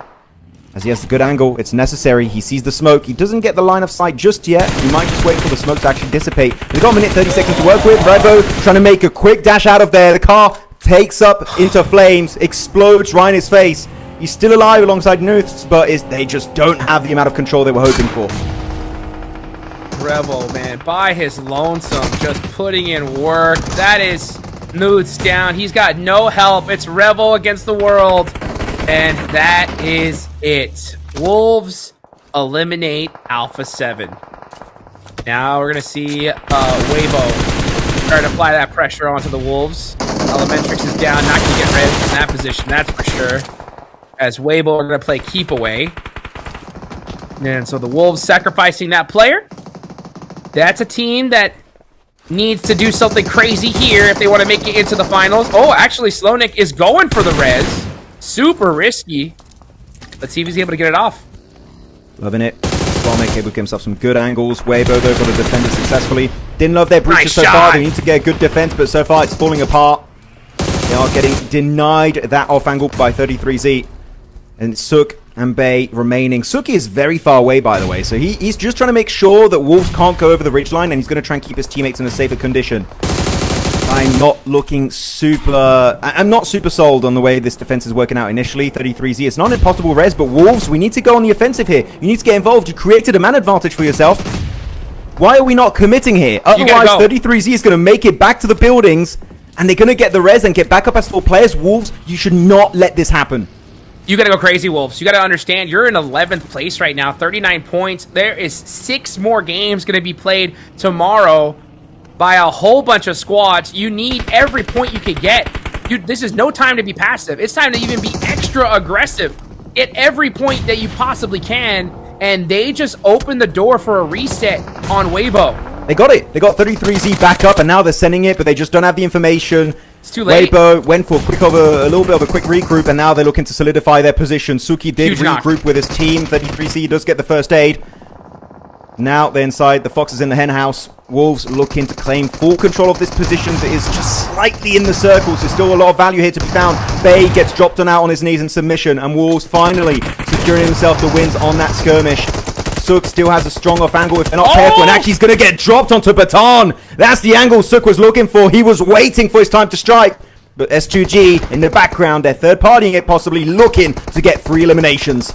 It's taking too long. That off angle's so deadly. Oh, huge for Wolves that they end up taking that player up top down. So now they don't got to really worry about it. But don't watch out for Kami, though. That nade's coming in. It doesn't, though. He steals that elimination. That was a necessary elimination for the Wolves. As we take a look over at RRQ. I want to stay on that fight, though. That's a huge, important fight here, as this is the last day for Group Red. But we're going to watch Furin loot up. That's important as well. All right, we're back here at it. Wolves, things slowed down. They have the building to themselves. This is at the edge of the circle, but with 6 eliminations, this could be the start of something hopeful. It's in zone. It's in zone. They don't have to rush too much to make it back in circle number 7. So you've got a lot of time to work with. Good nade. That's going to find so easy. Nongshim Red Force on the southern side versus Yangon Galacticos. Yangon Galacticos, I'm going to say it here, Hot Jukes, they can't afford to lose. If they lose, that's their spot in the finals pretty much done, unless they have a miracle run in the last game on Miramar. They need to secure the win, but everything is falling apart. Hyunbin hits a beautiful utility right on the face of his competition, but so easy also gets flushed out of this game. It's tough, it's down to the wire, but Yangon need to get a win here. They need it, and they're going to have to do it with 2 players. It's Romeo, Mernette. So far back, there's no way they can support Master Smile at all. And it looks like they're just going to play it slow here, just going to try to survive as a 2-man. Romeo does get pieced up a little bit by that nade. Trying to just sneak their way into the next zone. But man, not able to do so. Nongshim Red Force doing a great job of applying that pressure to Yangon. They're in the vehicles. Yeah, they're just trying to get away from this one as much as they can. Yeah, the hesitancy was there. They weren't sure, do we commit, do we disengage? Wish they would have made that decision when they still had 4 players alive. But Mernette, Romeo, as you said, looking to quickly disengage. Thing is, if they go a little bit too far to the west or even up north, they are going to show their backs, and now the ridge is available. Good play from XEY, trying to claim that ridge line for himself. That's a good offensive dip. As actually, they were slowly but surely getting third party by Influence Rage. They were closing that gap by just sneaking up to them, up in the grass. And Tizzy sees that instantly, gets that point. So they're going to be looking very happy about this. But Circle 7 pops, and it goes right on the compound of GOAT Team and LGD. See what Nongshim is going to be able to do. Can they take out Yangon Galacticos and their dreams here? They're going for it. Here comes the push. 2 vehicles switching with the shotgun. They get Mernette. It's all up to Romeo, all by himself. Can he pull a miracle off? He's down to 1 HP. It's not looking good. And that is Yangon Galacticos. Gotta say it, out of this tournament. Well, okay, let's calm down. You know, there's still one game. No, there's still one game. They will have to do an insane chicken dinner I would say it's looking quite unrealistic. For that one, I would have to agree. Though, up to the northern side, we haven't seen really the perspective of this position for a long time now. Earlier was the side of Weibo versus Wolves. The Wolves did end up winning, and now it's S2G, sole survivor in Lost. He is indeed lost in the source in this game.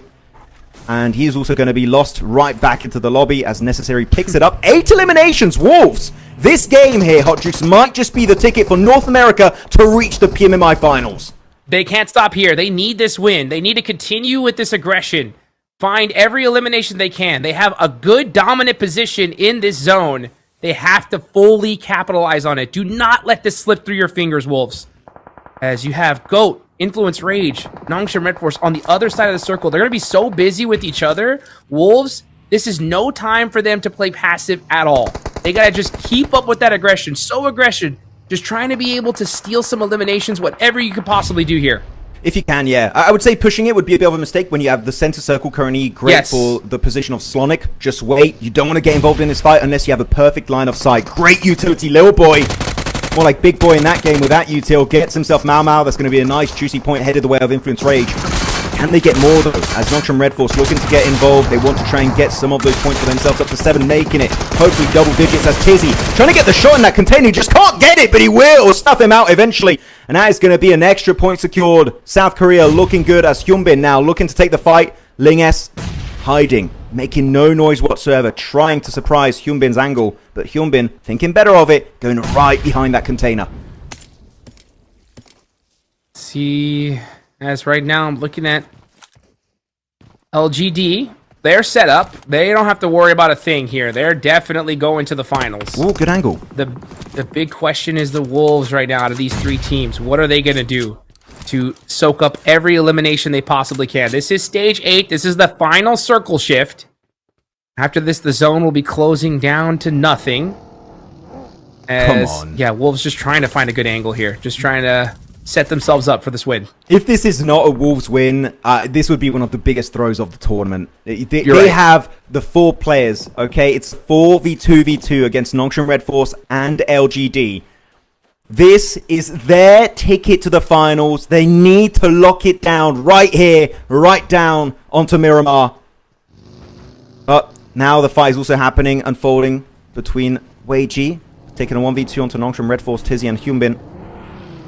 They've got to wait it out. The only way Wolves lose this is if there's an off angle they didn't expect, which could be Ling S from LGD. Oh. If they don't see him, that could really spell absolute disaster for them, as he does take a few shots onto Baton, but he doesn't get the knock. That's another way, right? If you just spread yourself too thin, you're trying to scout too much movement could be bad for you if you are the Wolves. You can't afford to get knocked here because the entire lobby is looking at you. They know that you're the biggest threat. So the best thing for Wolves is if LGD and Nongshim obviously fight each other, then it's easy third party, easy win. Mm-hmm. But if both these teams are just staring at you directly, you got to play this carefully because it's basically a 4v4. Could turn that no way mistakes if they put the fight onto Wolves. But yeah, normally Nongshim should fight. If you are LGD or Nongshim, you know this is a full team up against you on the other side, waiting in the center of the circle. You're hoping to get second place, right? Those 2 squads are just hoping to outlive or LGD or Nongshim Red Force and just secure it. Really good smoke road coming out from Nongshim Red Force. They're trying to get the line of sight while denying vision from Wolves. Amazing utility usage from South Korea. But it still might not be enough. Hyunbin getting backstabbed here by Baton. The man got himself so many points this game. He's going to get his 4th elimination. And now LGD will secure the 2nd position of this match. That is how you do it. The Wolves secure a chicken dinner. Woo, right before the final bell rings. One more match left to go with the squad. This was a whole bunch of points. They're going to still need a little bit more going into the last match of the day, but this has finally put them in a position where that finals is within reach. Yeah, that game ended a little bit faster than I expected. I thought it would just linger for an extra maybe 30 seconds, but no, they were just like, okay, we got the points, we got the angles, we're just going to full send it. It was good. I feel like we saw early in the game from Wolves, they were a bit hesitant, especially to push onto Weibo when they got their initial knock onto 33Z, but no, that hesitance was kind of gone at the end because they knew they had the control, they had the lines of sight, and the other teams against them didn't even have a full team, right? It was 2v2, v4. Everything was headed the way of Wolves, and I'm glad to see that they were able to secure that chicken dinner. And because of that win, I'm going to say it. Grand Finals, North America will indeed be present at PMMI. Love to see it. Love to see it there from the Wolves. Being able to clutch it up, that's the hardest thing to do, guys, when it comes to PUBG Mobile Esports, is when you're back against the wall, you need a big game in the last final matches, and the Wolves, everything just went right for them here in this game. They still have one more game left to go. I can't wait to see what the overall leaderboards looks like to really get a realistic idea of where they are. 3 eliminations from Baton, 26% of the team's contribution, very evenly spread between the squad. But man, they got to be feeling so great going into the last match. Oh, they're feeling it. They love it. This is a lovely way for them to try and end day number 2. Oh, we've still got one more game to go, right? But looking at the replays of this game, Alpha 7, this early fight, the few eliminations they were able to find, kind of gives them a lifeline, a single opportunity. It's like Doctor Strange in Infinity War, right? It's like there's that one timeline. Those points kind of might make it feasible for you to still make in a top 15. But now, I would have to agree, Hot Jukes. Now we do need to see that massive chicken dinner. Otherwise, that's it for the Brazilian super team. Oh, you're talking about Alpha 7? Yes. Cooked. Done. Over. You think it's done? Yeah. You think there's no way? It's 100% over. Yeah, I mean, okay, I'll put 99.9. The 0.1% is 20 elimination chicken dinner. That's my thought. Okay, I would say like I need 15-20 elimination chicken dinner too. I would agree around that ballpark. Otherwise, it's done. They're really happy about Hyunbin in particular. Man put up like 5 eliminations before that fight we saw in the highlights. Hyunbin showing why he is an MVP contender. So always happy to see him. And also Notable on the side of D+ getting these big games today. GG South Korea. GG indeed, man. Great plays from Group Yellow, man. Group Yellow came in hot today, right? Influence Rage popped off. Nongshim Red Force put some great points up today. And then, yeah, E-Arena. Wow, what a start here for them. One more game left to go. Even Ulf, right? Ulf, 31 points for day 1 is not the worst performance, that's for sure. Let's take a look here at the match ranking, though. RRQ put up another 7. That is going to be the biggest comeback, I think, so far, right? Yeah. From day 1, RRQ really said, we got to make it, and they did. Yep, I agree. I feel like RRQ... The thing is, they have such a good lineup, theoretically, right? You got Gemfos, you got Lepar, you got the boys. You would be expecting them to get so many big results. Didn't work out in PMGO. Bit of a slow start here going into PMMI, but no, they woke up today, got themselves their second chicken dinner, and also just consistent points. 7 points. Also really good, right? If that's like your mid-performance matches, really happy overall for the side of RRQ. So, second page, Yangon Galacticos being down there.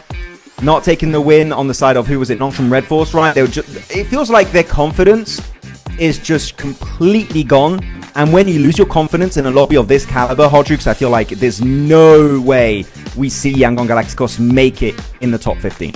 Oh, yeah. Yeah, I mean, it's just been so tough for them. They've had a really rough tournament here. They're in that same boat. I mean, we'll see what they look like on the overall leaderboards. S2G breaking the 100-point mark. Got to give them a round of applause here. As yeah, they've had a great tournament so far. 72 eliminations, have more eliminations than 4th place on down in total points. These guys really flexed on the lobby. Yeah, most definitely they did. I still need to see a bit more from Wolves in the last game, though. If they want to be super comfortable to be in the top 15, I would just like, even just reaching 60 points, get 4 or 5 points, I'd be happy with the side of Wolves. But yeah, Alula BTR, you know they're going to come back with a vengeance tomorrow. But actually, quick highlight, the Chinese teams sure did not get a chicken dinner, Hot Chooks, but LGD up in 2nd place without a single win, and TIANBA also without a single chicken dinner are up in 4th position. Going to highlight how consistent they are despite not securing a single win in their 11 matches so far. Wild to see. I mean, TIANBA, another great day 2 from them. I'm looking at the numbers, okay? We see we know BTR, we know Alula are going to pass up everybody. E-Arena is going to pass up everybody. Aurora is going to pass up everybody. Nongshim, Influence, as well. FURIA should move up, and Thunder Talk. Dude, honestly, I think we need to see a lot more. I think we need to see 10 to 15 points from Wolves to feel confident. I would agree. Yep. We need to see some big showcases. By the way, congrats to E-Arena, Nongshim Force, Influence Rage. Only 5 games played, right? And they're still almost making it to that first page. They're just shy of it, so very well done indeed. And quick highlight, I know we've been talking about Yangon Galacticos and Alpha 7 not making it today. Regnan Kara are also very low. If they do not show up massively tomorrow, Hot Jukes, that means we wouldn't be having in the finals our PMGO 2025 champions, we wouldn't have the PMWC champions, and we wouldn't have the PMGC champions in the finals. The only team that could be making it then would be Weibo, the one PMHI last year. This would be a massive upset after what we witnessed back last year in PUBG Mobile Esports. What is going on? Oh, man. Hey, 2026, the year of the new champs, right? That's what it's going to be. That's a fact. As we take a look here at the most eliminations, and it's Hamsuji. It makes sense, right? S2G popped off here in this group stage, and rightfully so. So good on them. That gives me a lot of hopes when it comes to finals time. I'm hope they're able to keep that same energy.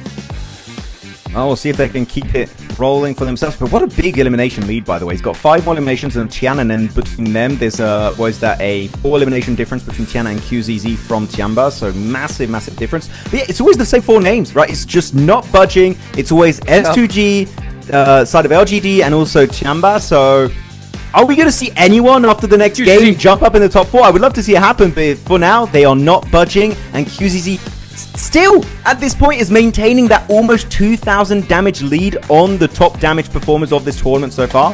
QZZ is just flexing how good he is in this lobby. Dude's a monster. He really, really is. I mean, every time I've had the chance of just seeing his playstyle, he don't miss. He really doesn't. Literally. You know, yeah, you have to overwhelm him and really take some great shots or catch him off guard if you want to stand a chance. Nolbu as well and the CQC. It takes a full team, right? Really making sure that they don't make any mistakes to take him out. So crazy day so far. We saw some wild Erangel matches. I think Miramar is a little bit closer to the chest of what we've been expecting. But we got one last match left to go. Maybe we see something unexpected. And we're going to find out very, very soon.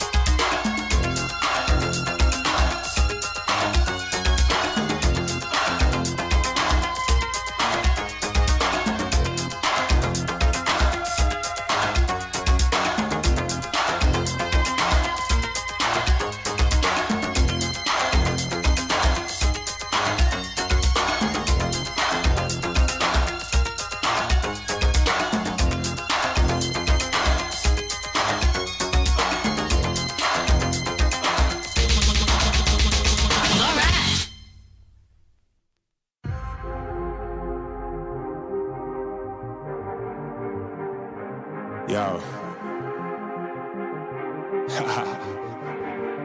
I don't think they're ready for it.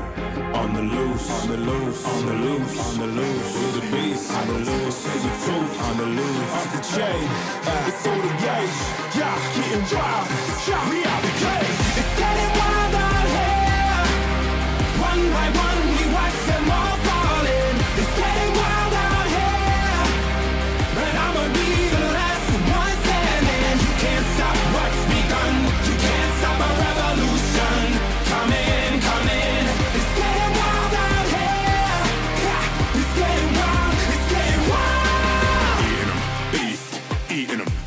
inspire the most, tire the least. See them admitting defeat, and they so useless. I'm so ruthless. New phone, who this? Give no reply to excuses. Got no bite, man, a toothless. Living a lie and the truth is. Got this power, bringing it. Play my anthem, singing it. Every mountain, ringing it high. I soar, I rise, reborn. Strapped, I'm back like never before. Taking my final form.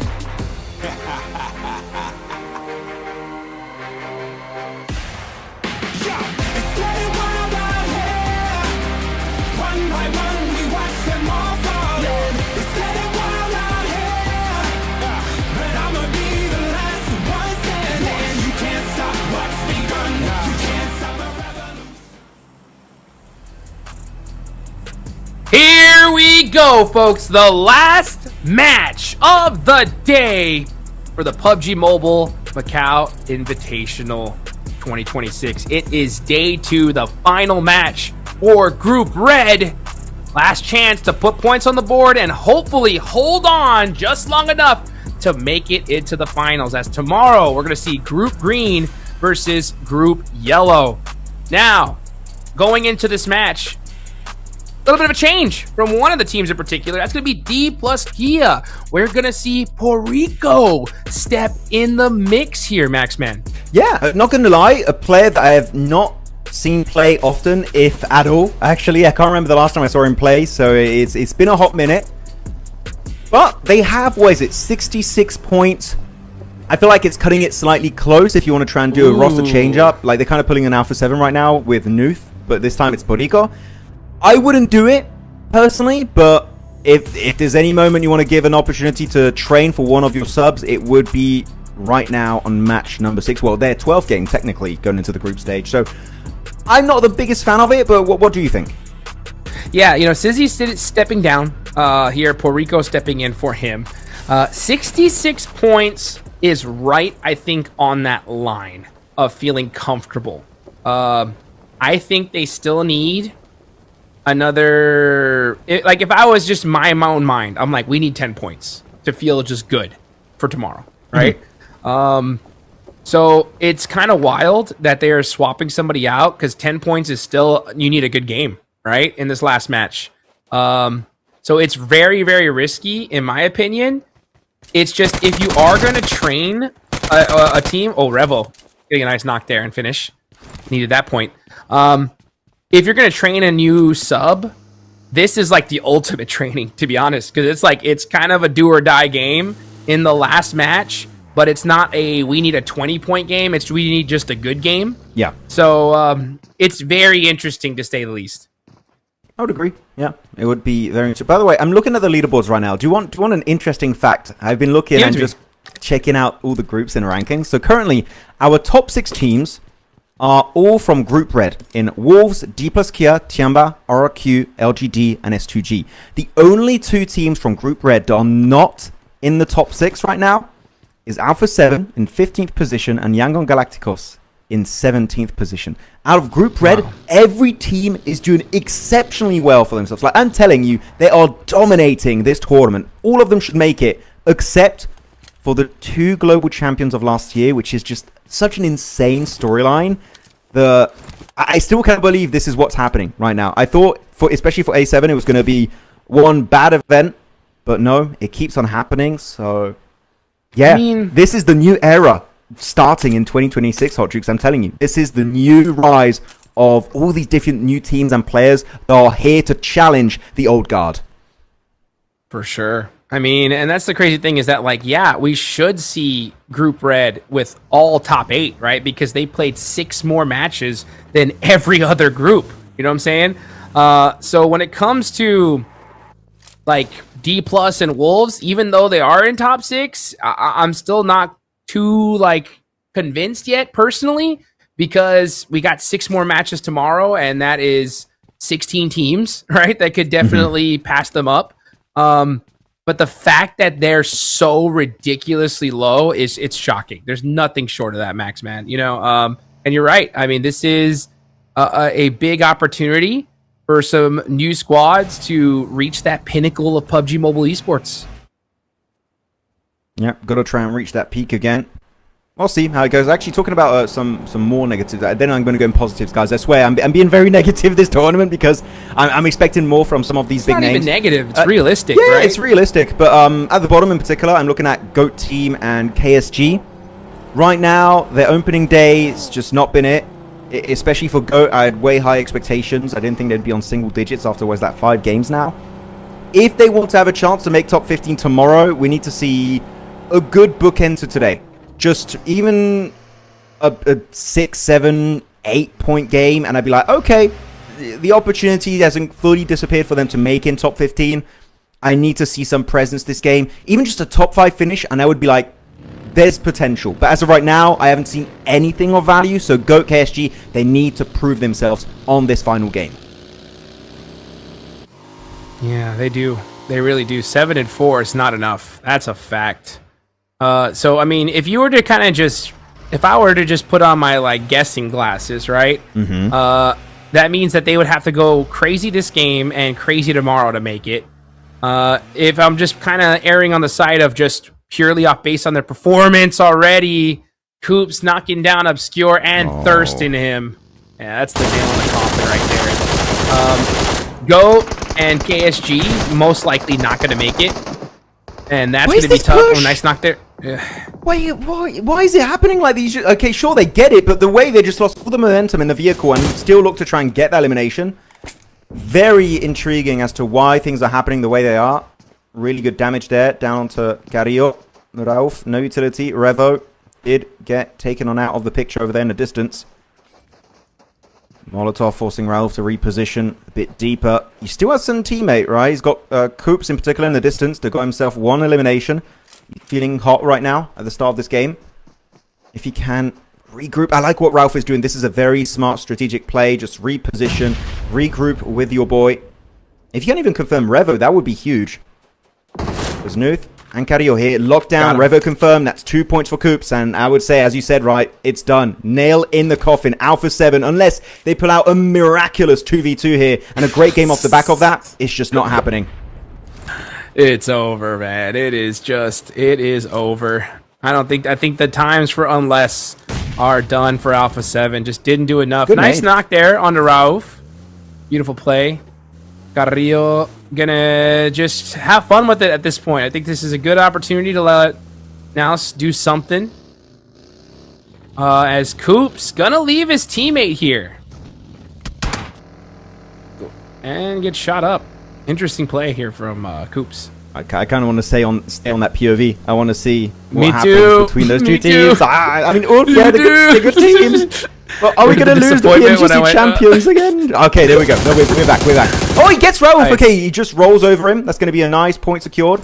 It would be interesting if the sub, the best he has ever played with this team so far, is the one to actually lock in a spot in the finals for them. Again, they need a lot more than just these points, but it would be crazy if Nuth is the one to make it happen. It would be the most wild thing ever, and that would lock in your spot on the team. That's a fact. Put him on the main roster. Like, leave him there.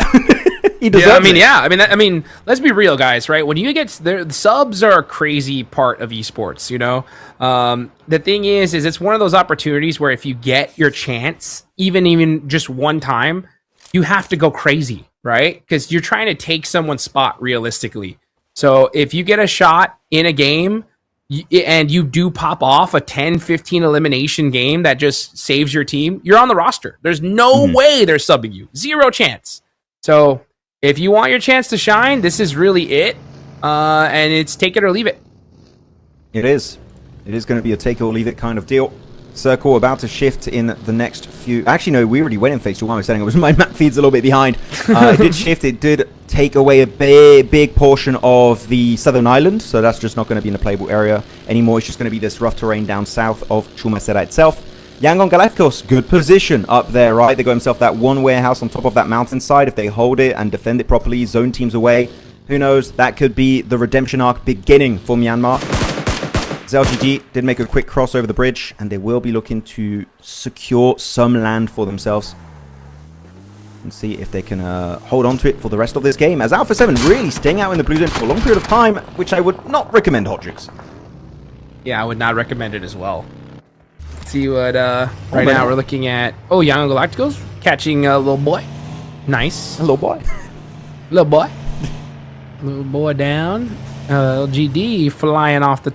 Oh, never mind. Getting hung up there on that little rock. Trying to get him out of that situation. That'll do it. That's one way to help your teammate. And safe. Got to fix that paintwork a little bit there. But, oh no! Did he get it stuck again? On the... Thanks for the save. Something happened. Can you help me again?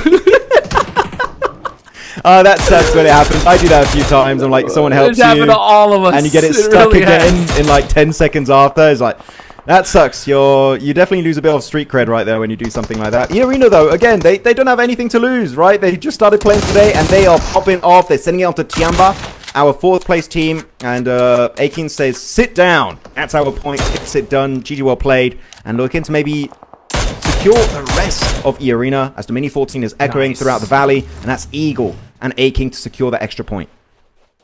Beautifully done there from TIANBA. Like I said, my guess at the start for the bubble, the cutoff was 75. I think that's where you're like solid safe. And yeah, TIANBA RRQ should definitely hit that number. D plus got a little bit more work to do to get that. Wolves need a massive game to get there. And for all the other teams in Group Red, yeah, no chance at this point. It ain't happening. Ain't happening. But you know what? What do we think about Ulf so far today? Ulf, 31 points. Not the worst day one. Tomorrow they're gonna have to have a it's an average game, right? It's not a bad day, that's for sure. But not a great one either, right? So tomorrow they just need good, consistent gameplay. Well, there's always that factor of the last day, though, that just makes things crazy. I don't know if it's going to be crazier than today, though, right? Today was just wild when it comes to Erangel. All right, Kami, nice idea. Don't move. Bad time to be AFK. Yeah, oh, man. Yeah, easy point. Hey, but you know what? When you're on top of the leaderboard, you can do whatever you want, baby, right? It's like, hey, I'm hungry. Get me some dinner. Get me out of here. Oh, with a FAMAS there, Wagey able to secure himself a nice knock on to Lost. Just trying to confirm it here. Looking for the extra player that's going to be Lost secured out of that game. So will Kami at the end of the day. So as you said, 3rd place. There's not really much relying off the back of this fight. LGD also safe. It's the fight between 1st and 2nd place. They're both going to make it to the finals. Big chilling here in PMMI. But D plus Kia, 5th position. If they really want to lock in their slot into the finals, they win this fight. It's pretty much done and dusted. As LGD fully committing to the fight, trying to bully S2G into submission, and they do find another one. It's the IGL Soulcate taken out of the picture entirely. It's now only Ham CG remains, and he's just going to go for the wide rotation. And I get it, he just wants to try and survive, maybe secure that 1st position, just for the extra flex of it. But that blue zone is going to be too much, and he will go out. He does get picked off, and it's Chips with a final bullet to get it done, and S2G will be eliminated with a 0-pointer. Hey, you know what? We'll see you in the finals, baby. S2G, great show here. And now it's up to the rest of his lobby. Nobu trying to go for a run over, and ooh, having a dip for safety, and he does. Oh, now he's like, hey, turn around. You shot at me? How about that? Ooh. You like some of that action? How you like that? How do you like them apples? How you like them apples? Really good pick. Shoot at me. Onto teach you. Actually, you know what? As we talk about this fight happening, you got D plus still trying to look for the side of LGD again. Not a lot of hype around this because they're pretty much sure to make into the finals. S2G, I gotta really applaud their synergy.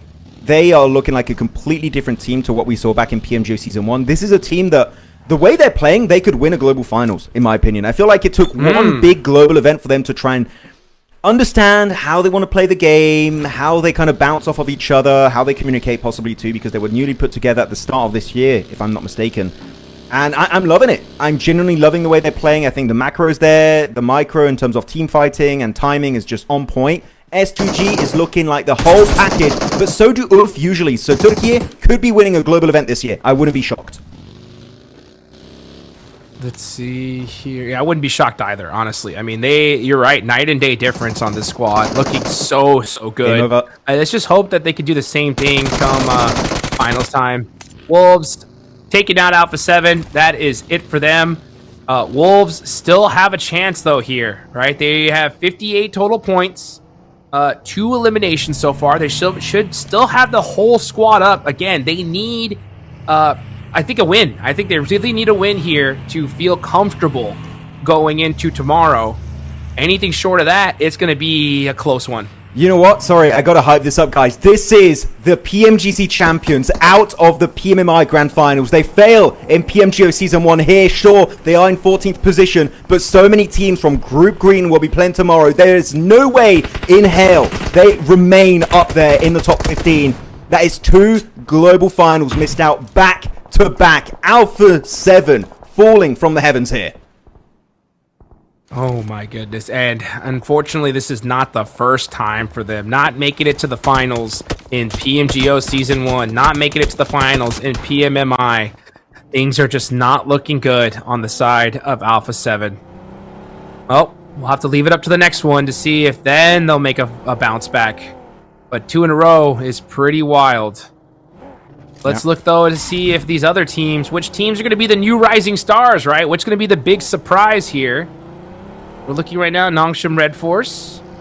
So far, 44 points. Great day for them. With this last game, a good one could make tomorrow easy streak for them to make it. Let's see how they're able to do it. Right now, they're on the south side. Just biding their time, waiting to get in the next zone. This is the big storyline, though, left for Group Red, honestly. It's the Wolves. D+, with 69 points. A few more, they should be in. Like, for sure.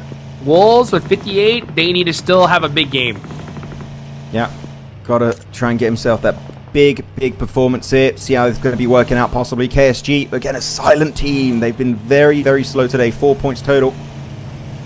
As they're looking to make a push up on the hill onto GOAT team. The 2 teams actually at the bottom of the rankings, right? We had LGD versus SQG earlier. Now it's the bottom fight.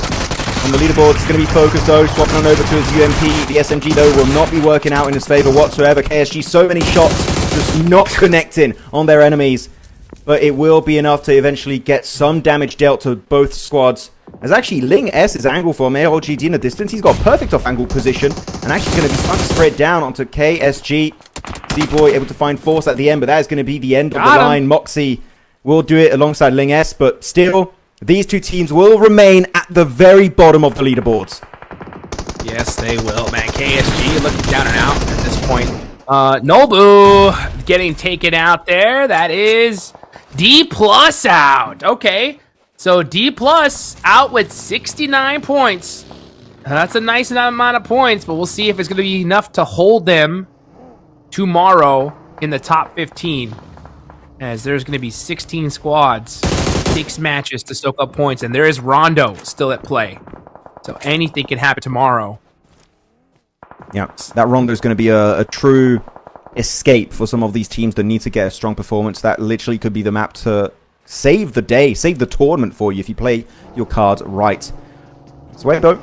Hey, a little bit silent this game too, right? 22nd position in the rankings. They are your previous MHI champions last year in Hong Kong. Now in Macau. So, no, they're still playing tomorrow, but we want to see a little bit more, as that is going to be also the end. That team eliminated LGD, see you later, Alligator, and same for GOAT team. See you in a while, Crocodile, and those 2 squads will go straight back to the lobby. That's it for the second day of play. That is it. Yeah, GOAT gone as well. So, yeah, GOAT, KSG. Oh, Yangon. Rough days. Rough day ones for them. Yeah, Yangon. This is their last final chance. Honestly, 0 eliminations ain't gonna cut it. And that is not the knock you want to have here. Say Cloud driving around and getting beat up, instantly eliminated. That is it for Yangon. They lose a player, but there's still hope. It's not over until every single player is snuffed out. But Nongshim Red Force, really, they're in position, right? They're in circle. There's no massive rush here. You already got a player down onto Yangon. You have time to commit to this fight. And they do have 4 players. They won't. They're going to be sharing meds between all the members. But yeah, I feel like the best play here for them is to just wait for circle number 6 and see if this fight makes sense. If it doesn't, you can go for a swift exit. Because now you would be committing to a fight that might not even give you a valuable position in the play zone. So just wait. There's no rush. And Yangon also hoping the fight doesn't happen because they need to survive if they don't want to suffer a similar fate to Alpha 7. Yeah, there is no rush. You only need 20 eliminations at a chicken dinner to make it to the finals. So just take your time, Yangon. That's the play. Sit in the building. Hopefully you'll get there. Maybe, you never know. All the players in the lobby could just line up right in front of you and you could just get easy eliminations. It's possible. We've never seen it happen before, but it's possible. Could be happening. Oh, wait a bit though. Want to get a piece of the pie onto TIANBA and RRQ, it seems like. Now RRQ seeing this fight. We don't really like it. Let's just go for a little bit of a quick dip around the side. And actually, they do get re-engaged onto that fight, which I didn't expect. Lapar doing the work with a buggy send. Now swapping over to the JS9, and he drops Milu pretty much instantaneously. What a good breach, RRQ. Just flexing at this point, looking to maybe get a second place. No, the LGD is eliminated, Hot Jukes. They could be your second place team after a massive comeback here on this second day. Yeah, totally possible right now. RRQ eliminating TIANBA. That's going to be the team right below them. TIANBA's going to be going out with 71 points. That's going to be interesting to look at tomorrow. As RRQ, man, what a day. A comeback of the century for this squad here. Oh, Lapar ends up going down. Suki getting the knock. This is Weibo. Weibo has been hyper-aggressive, crazy pushes. Majority of them have not worked out for them today. This one's looking very good, though, as they are punishing RRQ. I like this. You just got to be careful to not show your back too much to Yangon Galacticos because they would be super willing to third party. Actually, you know what? I take that back. Usually Yangon Galacticos don't like playing super aggressive. So I would like to see them go for that engagement if they see an opportunity to take a fight with minimal risk, but I don't think that is the typical Yangon Galacticos way, especially with how they won PMWC last year. So they might just let things happen and hope for the best. As RRQ, again, still a massive win in that previous fight. Only Weibo now remains on the Eastern Edge. If they eliminate Weibo, I would say RRQ would have an amazing ridge, especially on this circle. RRQ, if they can get another chicken dinner, this would be massive. But keep in mind, Weibo were in 22nd place, now in 21st place. They need to get a big game if they want to head to that finals. Yes, they do, yeah, because tomorrow is going to be chaotic, considering that it's the last time people are going to be able to get points on the board. We have no idea just how that's going to mix things up. So beautiful nade there from Bay. That's going to confirm both these players here from RRQ. Now we're going to see Nongshim Red Force getting some angles onto... I mean, this is going all over the place. RRQ, Genfos is out of there now by himself. 7 points for RRQ. That is a solid performance. These guys know they've made it. Yeah, they are really relaxed. I'm sure their mindset is very positive right now. Genfos, though, getting battered here with those shots. Influence Rage wanting to be the new hope of Brazil, right? 12th position, but keep in mind, they are playing tomorrow, unlike their brethrens of Alpha 7. So, and you know what? The fact they've only played half the games and still have got more points than A7, that's kind of telling what is happening in Brazil. As Hyunbin picked off, that's one big name you don't want to lose. Same for Tizzy, the Blue Zone's going to do a little bit too much work. Yangon Galacticos, though, they want those points, but they're just getting denied by the Blue Zone. Every point matters and could make the difference for Myanmar. Let's see what they could do here. Suki, not wasting any time, I'll tell you that. And XYZ with the knock. That looks like it could be another one. Oh, nice there, shots. Good work there on the drive up. Switching vehicles, putting them in a blender. And Yangon Galacticos are going to be able to pick up Mernet here. Yeah, that was definitely a very Hail Mary push, the way they were doing it. It was kind of desperate, you could tell by the way they were playing it out. And Weibo still have yet to conquer the high ground position. So they could still try and build some momentum. Down southeast, keep sweeping from the edge towards the center of that circle. So not all hope is lost, right? 36 points, Yangon Galacticos. They're looking to get way closer to A7. If they would even just overtake Alpha 7, that would be an extra slot you don't have to care of to make it to the finals. But Solace not going to be in reach of that grenade. But Wolves, though, really looking so confident on Miramar in particular. I wonder if they can keep building that up into another win, as unfortunately, as I say, that Slonic does get dropped to his knees, but it's still in a resible area. They do get necessary there in time. Let's see what Scarface. Scarface putting some pressure on the Wolves. This is really their chance. Wolves have a chance. They definitely do here to make it into the finals, but they need a great game. Necessary driving away. Gets popped out the vehicle. Baton trying to support his teammate there with that AUG, but he does not have the angles. He doesn't have the sight lines to help him. He's getting peppered up as well. Things just not looking good on the side of Wolves. He's got to leave. Still falling apart. Actually, I thought that position was going to be resible, but I didn't even take into consideration the blue zone that was literally moving in at that moment. And he's going to try and save. Necessary? Yeah, not worth it. No, go towards the circle baton. This is not worth it. Just try and get into it deep and survive as long as you can, because Elementrix is also getting absolutely demolished by this utility. The nades coming his way. One bullet connected. It's Aaron from Ulf to get it done. And it seems like the NA dream might just end in this game. I say that, they're still looking good in top 6, right? So Wolves, that finals is looking definitely doable. But Ulf, they're starting to build also a lot more confidence, and we're seeing more team-wide finishes, which is when Ulf really starts to pick up way more points every single game. Wolves end up getting 1 placement point. That'll put them up to 60. Will 60 points be enough to hold on to top 15? Oh boy, man, I'll tell you what. All the Wolves fans out there are going to be biting their fingernails tomorrow, because 6 matches with the Rondo is a big opportunity to soak up a lot of points for these squads. But we'll see. We'll have to find out then. Guys, make sure you mark your calendars, set your alarms, because tomorrow's going to be one heck of a show. Let's see what Weibo can do, though. 33Z up close and personal against Ulf. Nade just a little bit too far away. Ulf as well, 35 points. These two teams are pretty close together on the leaderboards here. Be a huge fight for either one of these to win. I mean, this is an important game because so many teams on the second half of the leaderboards are still alive, especially Yangon Galacticos, Ulf, Weibo, Enigma Galaxy, Influence Rage. Any of these teams get chicken dinner, this would have such a big impact for the group stage of PMMI. Because ROQ as a solo, it's not looking quite feasible for Gemfos to get that chicken dinner. So I'm just kind of taking him out of the picture entirely, as they've had an amazing day 2 in this group stage. But any of these teams to get the chicken dinner, that might just be their chance to make it to the finals next weekend. But Yangon in particular, this is do or die. This is the only team in the bottom of the rankings of the teams that are still alive that will not be playing tomorrow. They need to come out strongly, as Ulf finally going to make that descent away from the high ground position, straight towards the side of Influence Rage. And Influence, good respectful play. Loranzin getting straight into the buggy, not worth it. They have a position in circle. I don't want to take an unnecessary risk. I love that play from Loranzin. Yeah, it's absolutely. Just get out of there. Get out of there. I mean, you're in 12th place. You got a whole day tomorrow. You just don't want to risk the chaos of the final day, because there's no expectation that you can put up a similar performance then, right? So if you have a bad day and you really just want to be able to hedge that bet as much as you can. So Influence Rage, 42 points. A good game here could just make tomorrow easy street. Let's see what they could do, though. Come on. Here we go to eliminations. They need to get the lines onto 33Z, possibly onto the rest of Weibo. They're the only team that has a high ground position to contest. If you want to have a chance to make it happen, Weibo is going to be your main enemy.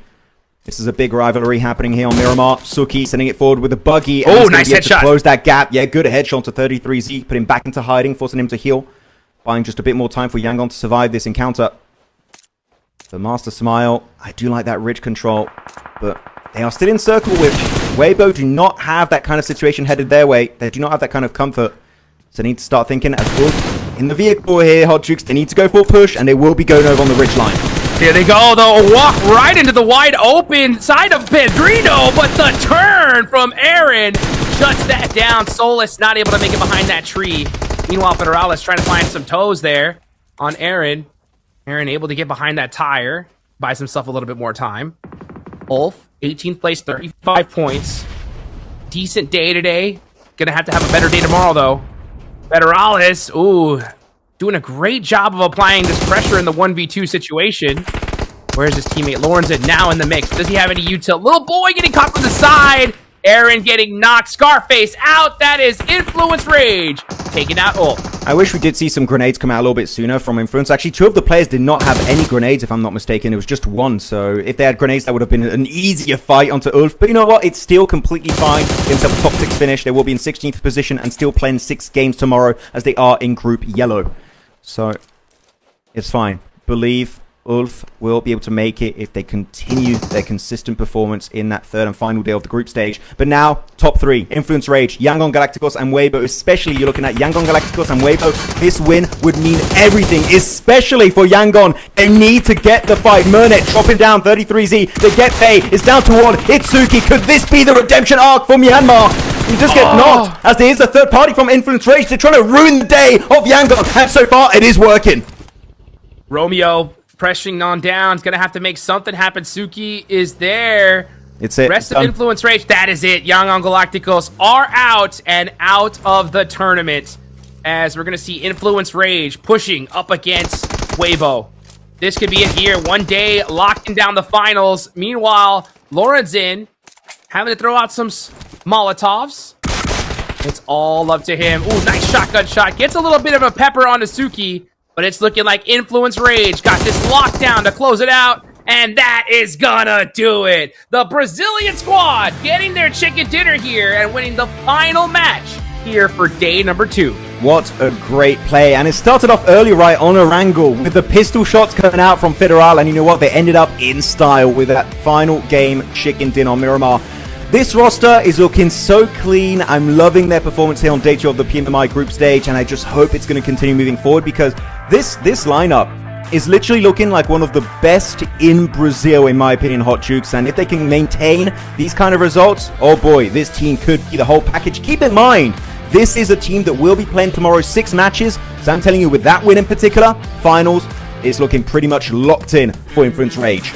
Oh, 100%. Yeah, I mean, as of right now, 2026, they're the best Brazilian squad out right now. I mean, they are going to be making it into the finals unless just they get 0 points all 6 games, you know? So if they even have half the performance that they had here today, they should be locked in. So let's take a look at the MVP. It's Little Boy! Little Boy! Little Boy. 3 eliminations. Ooh, my little boy there. The team contribution, 29%. Beautiful finish from the squad. They got to be so excited here. Can we get Ratto Boy on this team? We'll have Little Boy and Ratto Boy on the team. Oh, I would love that. I would love that. My boys. Almost 500 damage dealt by Little Boy on this game, so really good execution, especially on their fight versus Ulf. Slightly out of resources. I wish they maybe held on to their utility a little bit longer in this game. That would have made that fight onto Ulf so much smoother to execute. But you know what? I'm complaining a lot for a team that got the win. So I'm going to stop being too negative. It is still an amazing one. As we look at the recap here, one team that did take, unfortunately, the biggest L of the year so far, again, is Alpha 7. They got taken out. I believe I looked at the rankings at the end of that game. They were down in 15th position, literally the cutoff for the grand finals. Unless a miracle happens and literally no teams at the bottom get a single point rule of tomorrow, that is Alpha 7 out of PMMI 2026. Yeah, I mean, what a wild turn of events for Alpha 7. And today in particular, it just seemed that everything went wrong for them. Even when they would show a sign of life, like they would get a good initial knock on that Erangel, boom, Soup shuts them down from the side. Just, wow. I mean, nothing else to say here. We saw some crazy plays, roster swaps from them. Who knows what's going on the side of them, but when it comes to this other Brazilian squad, Influence Rage, looking phenomenal here, and shoe-in for the finals at this point. Yeah, so really, I would say for the longest time, in my mind, Influence Rage has been second just below Alpha 7, globally speaking.